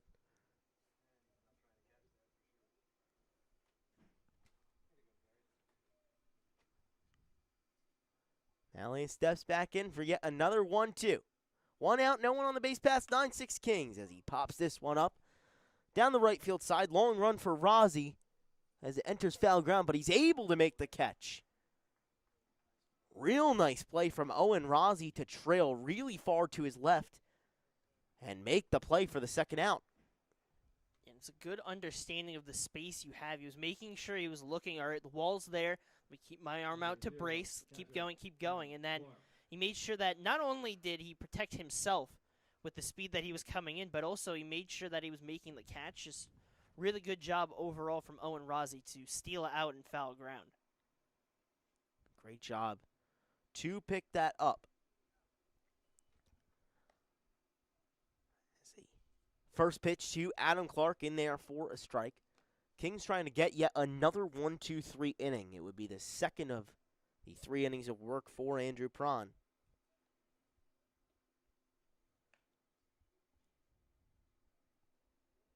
Has to get through Clark first, though, who is 1 for 2 today with a single over toward the third base side. 1-1 from the tall right. Popped up.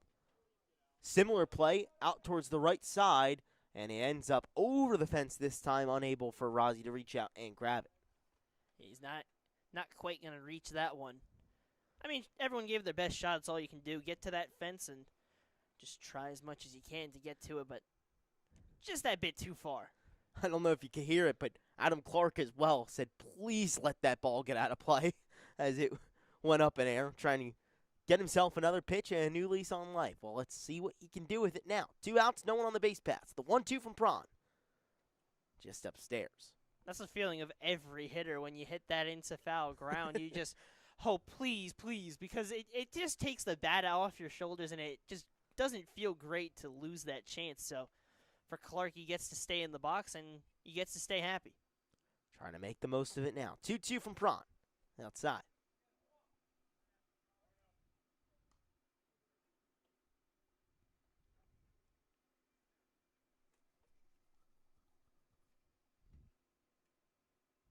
Andrew Prawn already up to 53 pitches. 54, excuse me. This one will be his 55th of the day. The payoff pitch fouled off. Seen plenty of those here today. Whole lot of foul offs. The word count is pretty high in terms of foul ball. In case you're keeping track, it's probably quite high. Got to go back through and scrub through the broadcast and see how many times it's been said. Definitely a lot. Full count. And Prawn gets him. Adam Clark down swinging, and Andrew Prawn continues his strong relief appearance, taking over the duties from Ian Emmerich. That, his third strikeout of the day to get the third out in the top of the 6th. We head to the home half where the Kings try and tack on some more insurance before they come away with a win. Trying to do so in their conquest for the second seed of the Liberty Division playoffs when we return.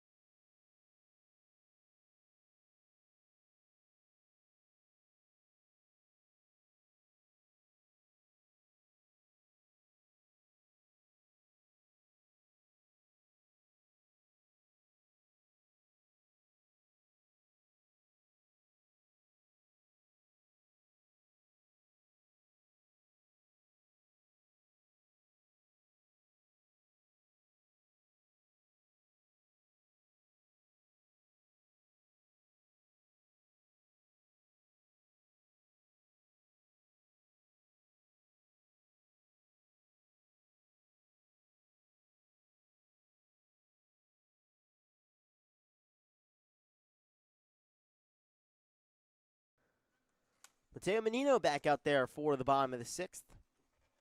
after he came in relief of Josh Klena out there for his third inning of work. And he will face Frank Provenzano to start things off. As the big leg kick and first pitch in there for a strike.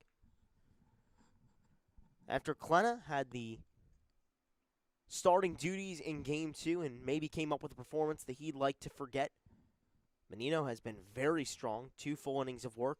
No hits, no runs, no walks, and a strikeout.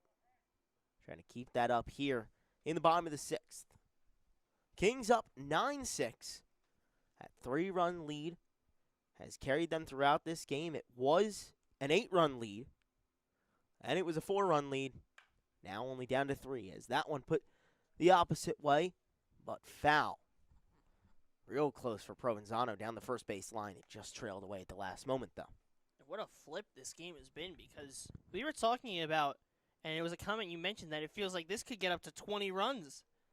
And here we are, it's 9-6. It's really settled down because of the relief appearances from Menino and Prawn, and now it's a completely different game. It is still a 3-run ball game, though.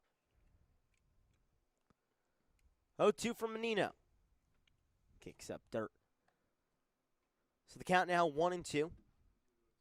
You're completely right. This one felt like it was going to continue to be a high-scoring affair, but since the Mammoths struck back with 5 in the second, a whole lot of zeros up on the scoreboard, absent a 1-run 4th inning for the Mammoths.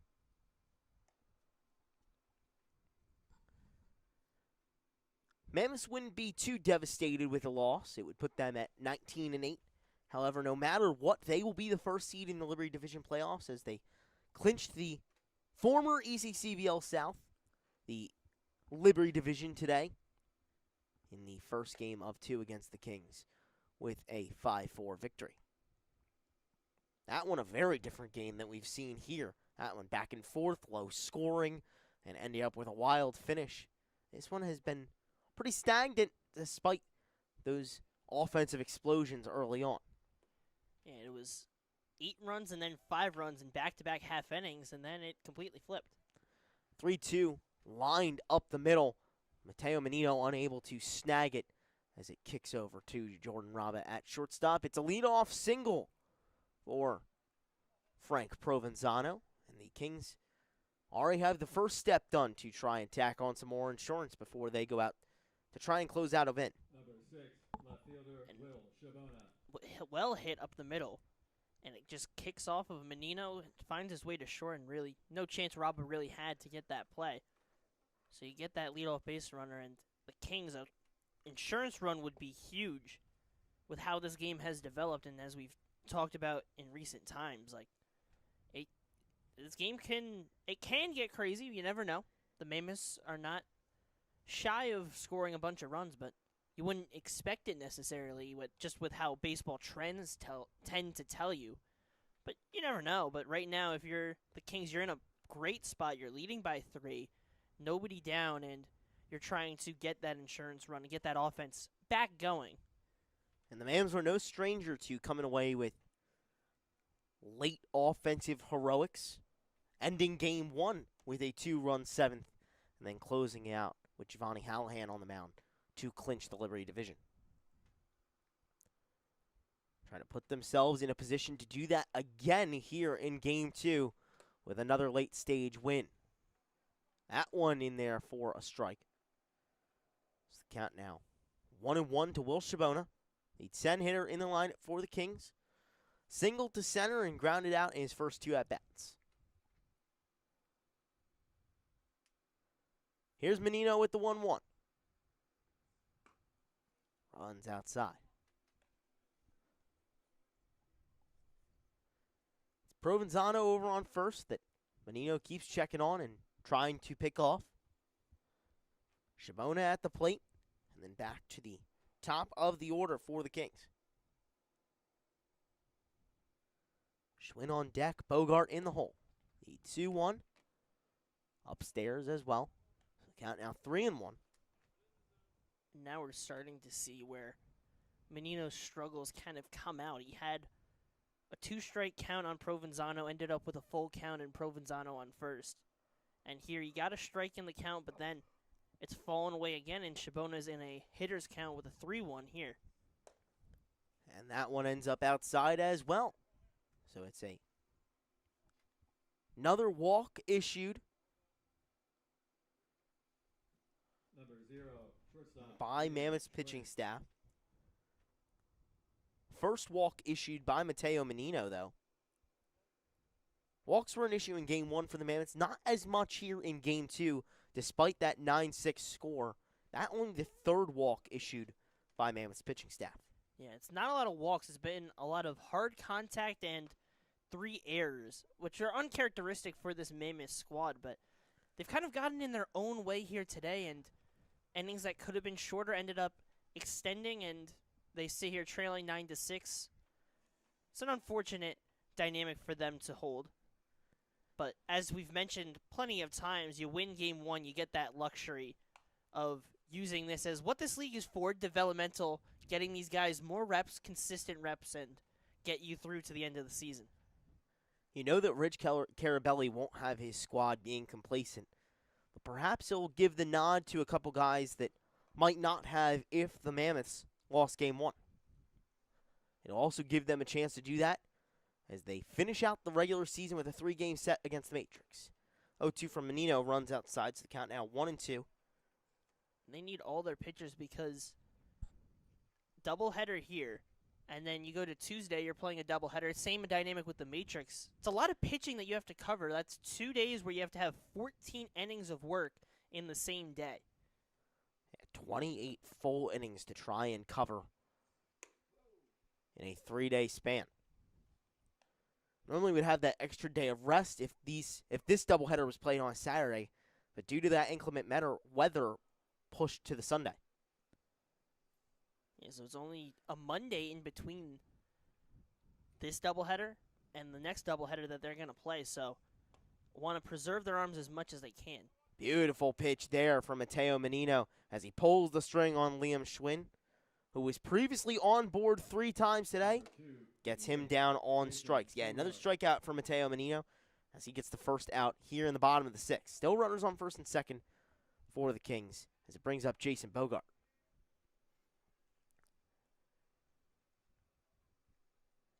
First pitch to the righty, fouled off. An interesting note about the rest of the schedule for the regular season. The Mammoths will play 3 games, but the Kings will only play 2. They'll take on the Gens on Tuesday, and then the Bayshore Dirty Birds on Thursday. With the Mammoths playing 3 games against the Matrix, it's interesting how the Kings are trying to beat them here, and then we'll be rooting for them the rest of the way until the playoffs.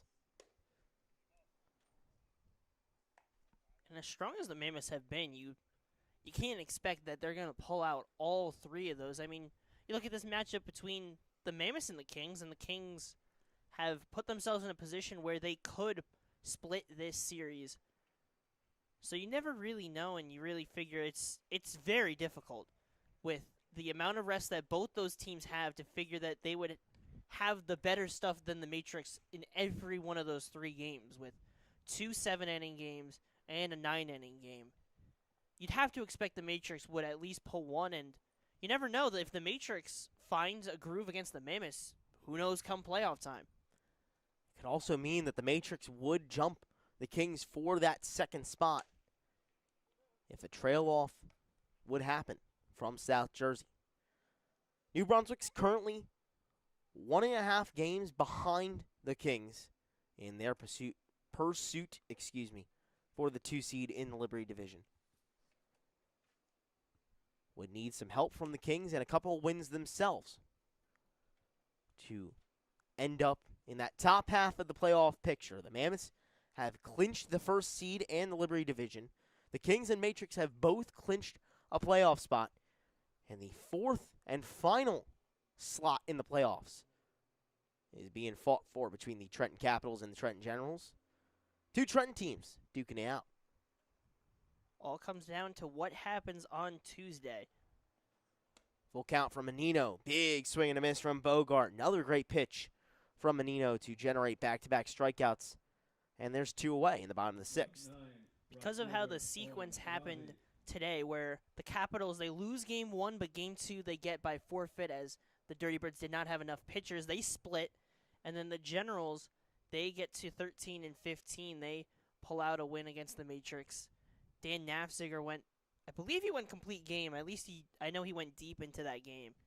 So the Gens have put them in a spot. They do have the tiebreaker over the Capitals, but still not a comfortable spot. If they lose and the Caps win, their matchup on Thursday is going to be high stakes.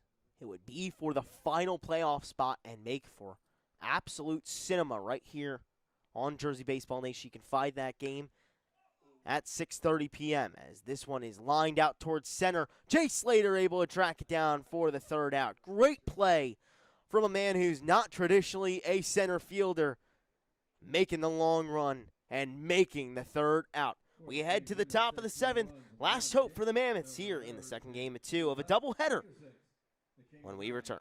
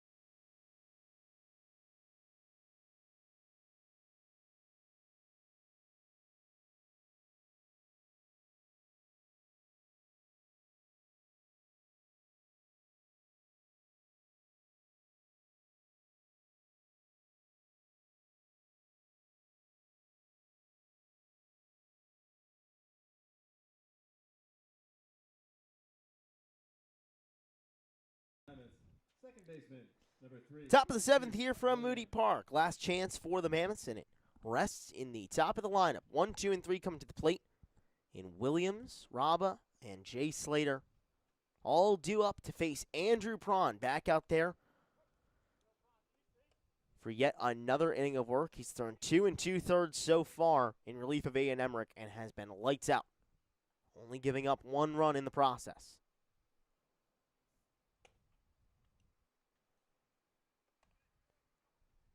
It's a good miss from Prawn. Had some good movement on that pitch. Does not get the call, but was able to freeze up Q Williams, and that's something you keep in the back of your mind when throwing that pitch.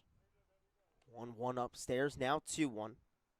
Hey, you're completely right. That slider is going to work real well against a guy in Williams standing in that righty batter's box. Can swoop back in on a string. The 2-1, big swing and a miss from Williams on the heater. Great fastball there from Prawn to find the zone and generate that whiff. So the count now 2-2. 9-6 Kings as it stands. That one popped up. Prawn ranging to get under it, right next to Williams, and he's unable to do it. That one stays fair, though. Williams didn't realize it, and he is out. Provenzano's happy about that one. I almost feel like Q Williams slowed down a bit and then ended up dropping foul, but nobody touched it. So because, or no, I'm not, Number 2, shortstop. because it was a pop fly, but Well, it Still- touched Prawn's glove as he went to catch it, yes. and then popped down in foul ground after bouncing off the glove. Williams didn't realize it. As they were right next to each other, I believe that Williams was trying to make sure that he wasn't running into Prawn and was out immediately as Raba swings at the first pitch he sees and fouls that one off. Seeing a lot of unorthodox situations here today. Not everyday baseball plays that you'd often see out there on the diamond being made. Some of them for errors, some of them for just interesting ones to keep in the back of the memory. 0-1 from Prawn. Runs outside on that slider, couldn't get it to catch that outside half.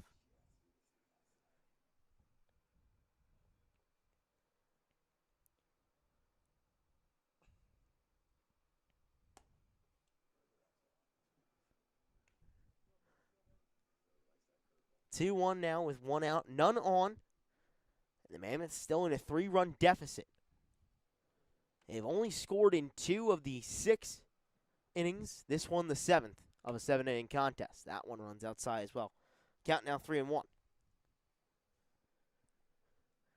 With Jordan Raba, he's so strong at the plate hitting-wise, but he's also very good with patience as well, as he generates a lot of walks. He pops this one up down the third base side. It's in a strange spot. However, Will Shabona able to get to it and drop it, though. Not able to corral it. He was able to get to the spot, but unable to haul it in at the last moment. Raba aboard safely on first. It's a 1-out reaching on an error. And a chance for the Mammoths to keep themselves alive and Center fielder, Jay keep that Slater. offensive spark slightly intact. And that's a routine fly ball that Shabona should be bringing down. He doesn't end up, kind of overruns it a little bit. And now gives the Mammoths a little bit of life. You have Raba on first. You have the all-star of Slater, the all-star of Hughes, and then not all-star, but basically playing at an all-star level of Chase Bonner. The next couple hitters due up. Brutal stretch for Prawn to have to face.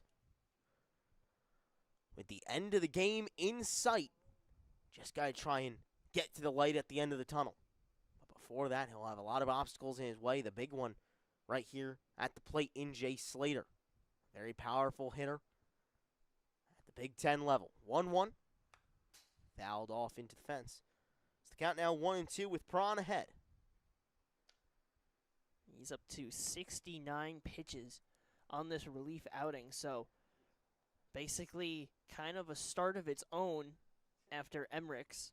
And it's what they needed. They needed to get through those innings with how both starters ended up going.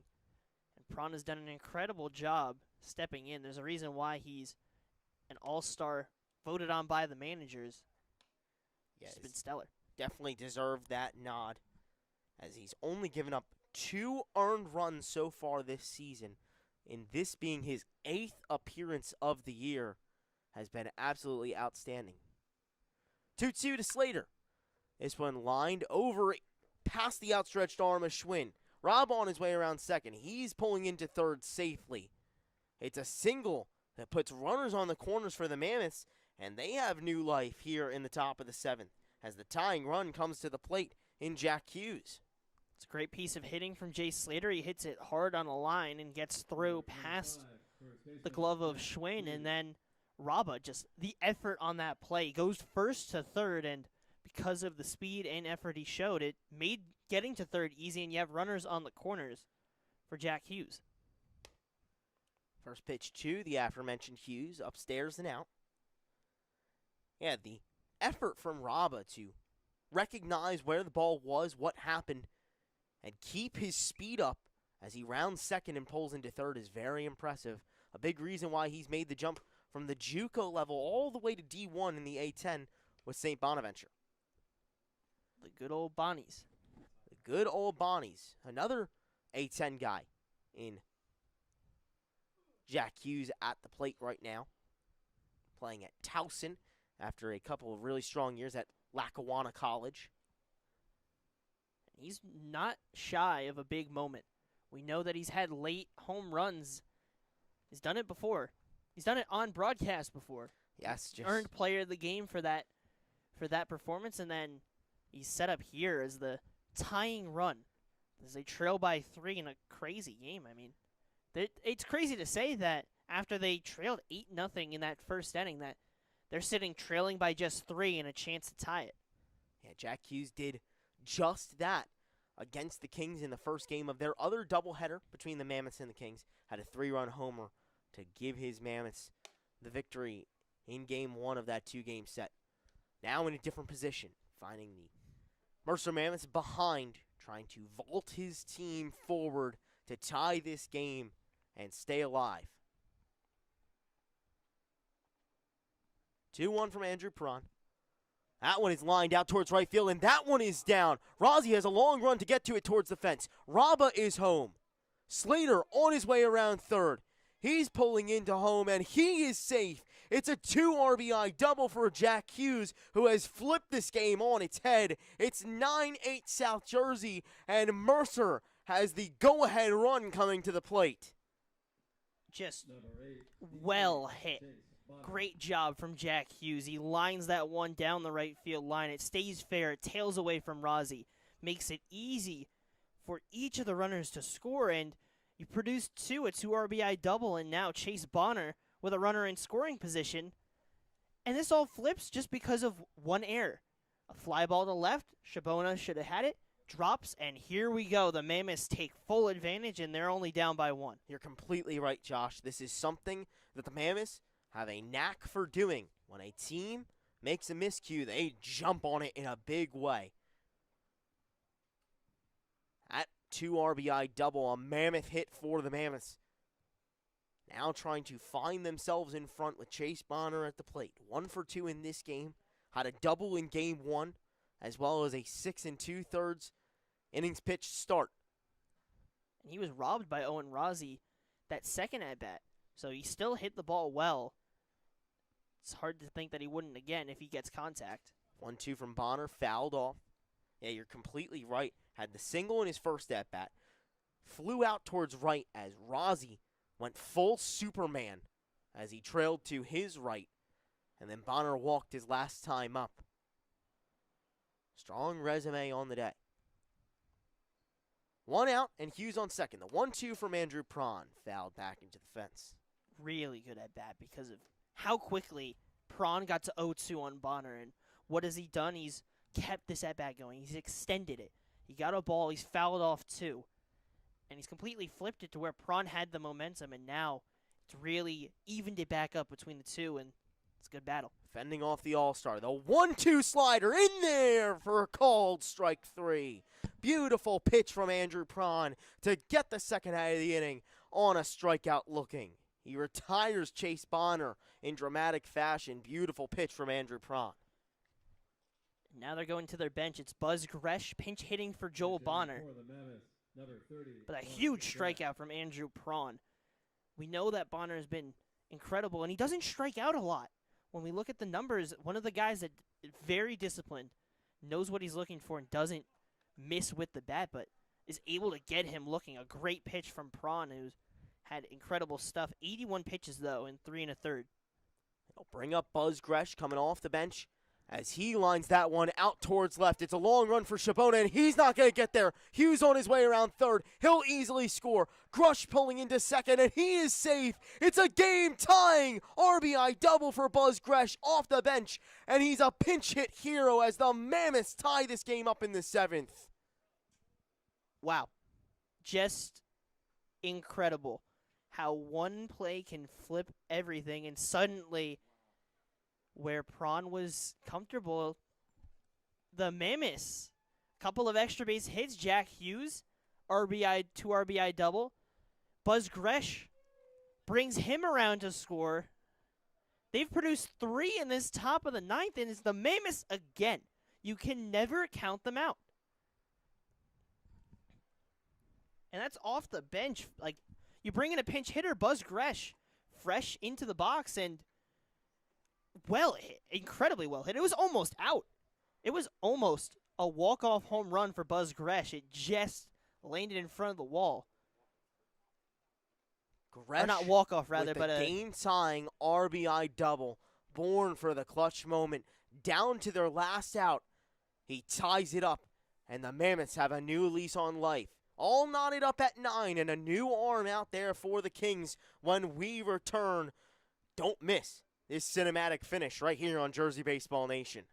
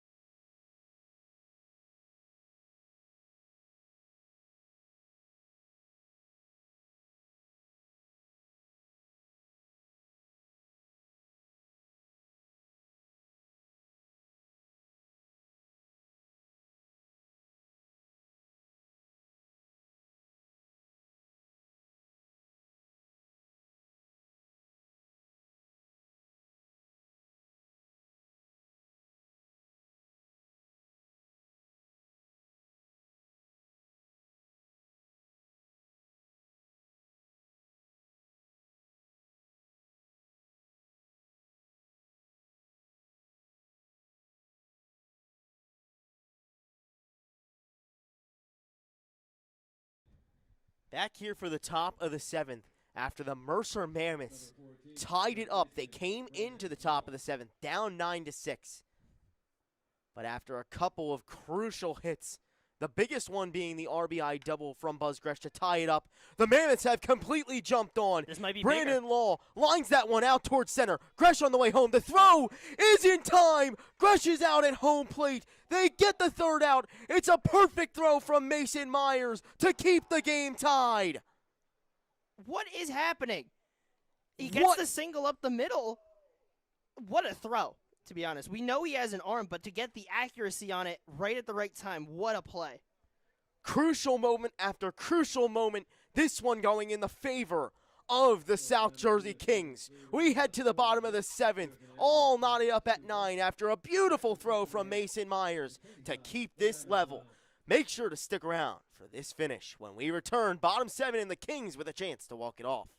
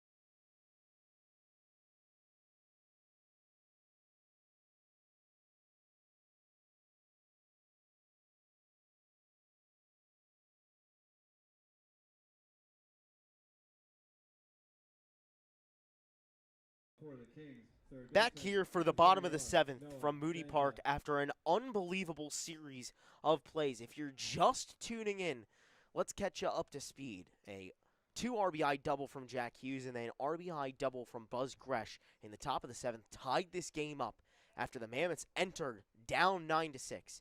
Then on a single from Brandon Law, Buzz Gresh is thrown out at home trying to advance to end the inning. Now here in the bottom of the seventh, the Kings with a chance to walk it off after being in a comfortable position ever since the first inning, find themselves with a little bit of tension in the air. This is a spot in the lineup for the Kings, though, that you like to see. You have Danza, who's been strong so far, although As he will pops go that one foul. up.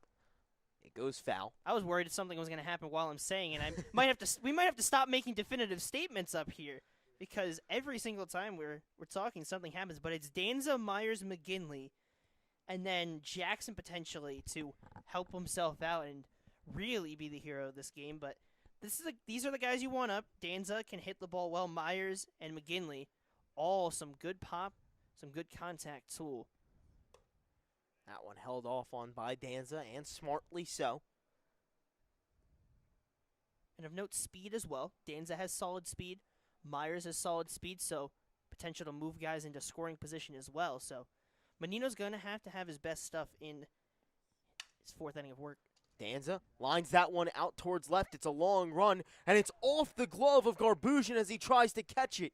It'll go down as an error, and Noah Danza able to get on board. He broke the bat as he hit it,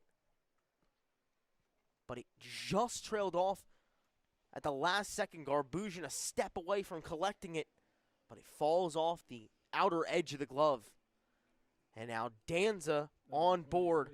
The game-winning run on the base paths for the South Jersey Kings.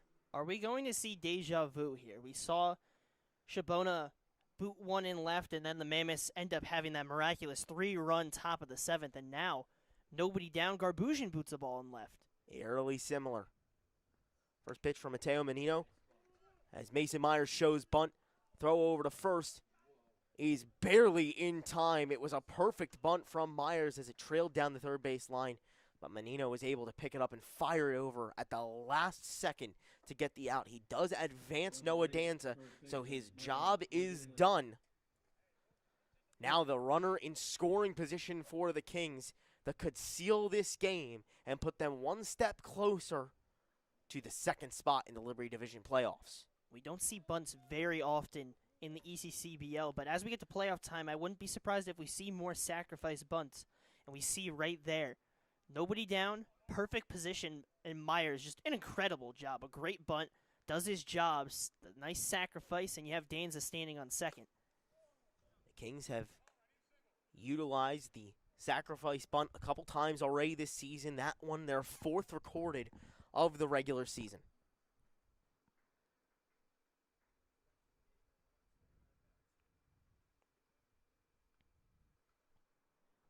Oh, 0-1 to Michael McGinley, 0 for 3 today. Now 0-2 as he waits off on that one, which falls into the strike zone.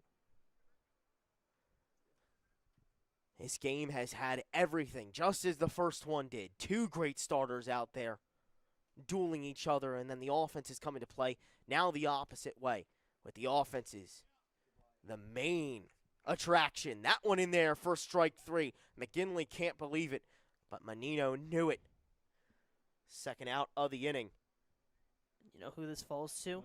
The guy who Brett came Jackson. into pitch. Was the DH on the day. Comes into pitch. Now, he did pitch for Cherokee, but it was his first time pitching in the ECCBL.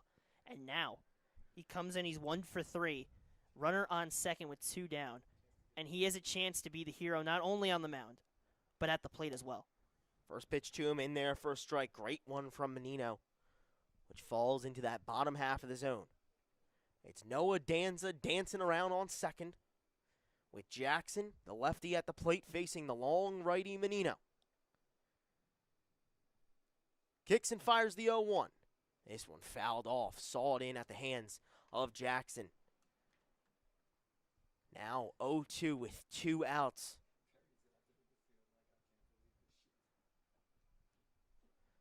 The Mammoths trying to send this to extras to give themselves a chance to come away with an unexpected, unbelievable come-from-behind victory.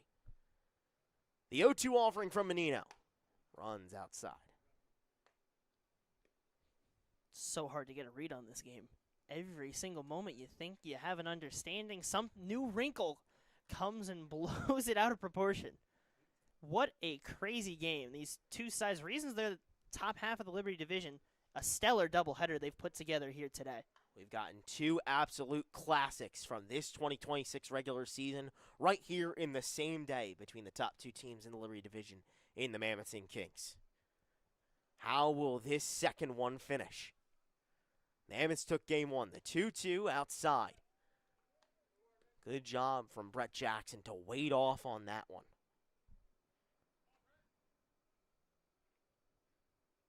Full count. Can't get any bigger than this. Heffernan on deck, waiting in the wings. The payoff pitch as Menino steps off, spins around for a moment to check on Danza. That was anticlimactic. In a game that's had everything and has been very climactic. Danza dancing around on second. Menino has been keeping a very good eye. The full count pitch. Lined out towards right field. It's way over the head of Madalena. This goes all the way to the fence. Danza on his way home, and he will score. Brett Jackson, the hero on the mound. Brett Jackson, the hero at the plate. The Kings come away with a walk-off victory in the bottom of the seventh. South Jersey takes it down 10-9 on the shoulders of Brett Jackson. Just incredible stuff. Gets into a full count. You can't script that any crazier. And what does he do? He sends that one on a line to right field all the way to the wall. You figure if it's not a walk-off, that's a double or triple, but it'll be a very well-hit walk-off single for Brett Jackson. He comes in and grabs the win on the mound. What does he do at the plate? He makes sure he gets that win on the mound by scoring the run himself, knocking in Noah Danza, and just an incredible job. And even you have to go back to Mason Myers' bunt, because that is as crucial of a play in that sequence as any other play. Obviously, the error was crucial, but both sides made errors that ended up in runs from left field. But Myers' bunt, Danza's standing on first. You move him to second, makes that easier. Maybe Danza does score on that hit. It was down the line. It got to the wall. There's certainly a good chance he goes first to home. But the fact that you bunted him, moved him over to second, made it that much easier. And all it took was that base hit. Incredible job from Brett Jackson to walk it off. And he's the hero for the South Jersey Kings to steal game two. Every aspect crucial down the stretch, and the Kings win it by photo finish in the bottom of the seventh. A walk-off RBI single for Brett Jackson. The Kings will advance to 17-11. The Mercer Mammoths will fall to 19-8.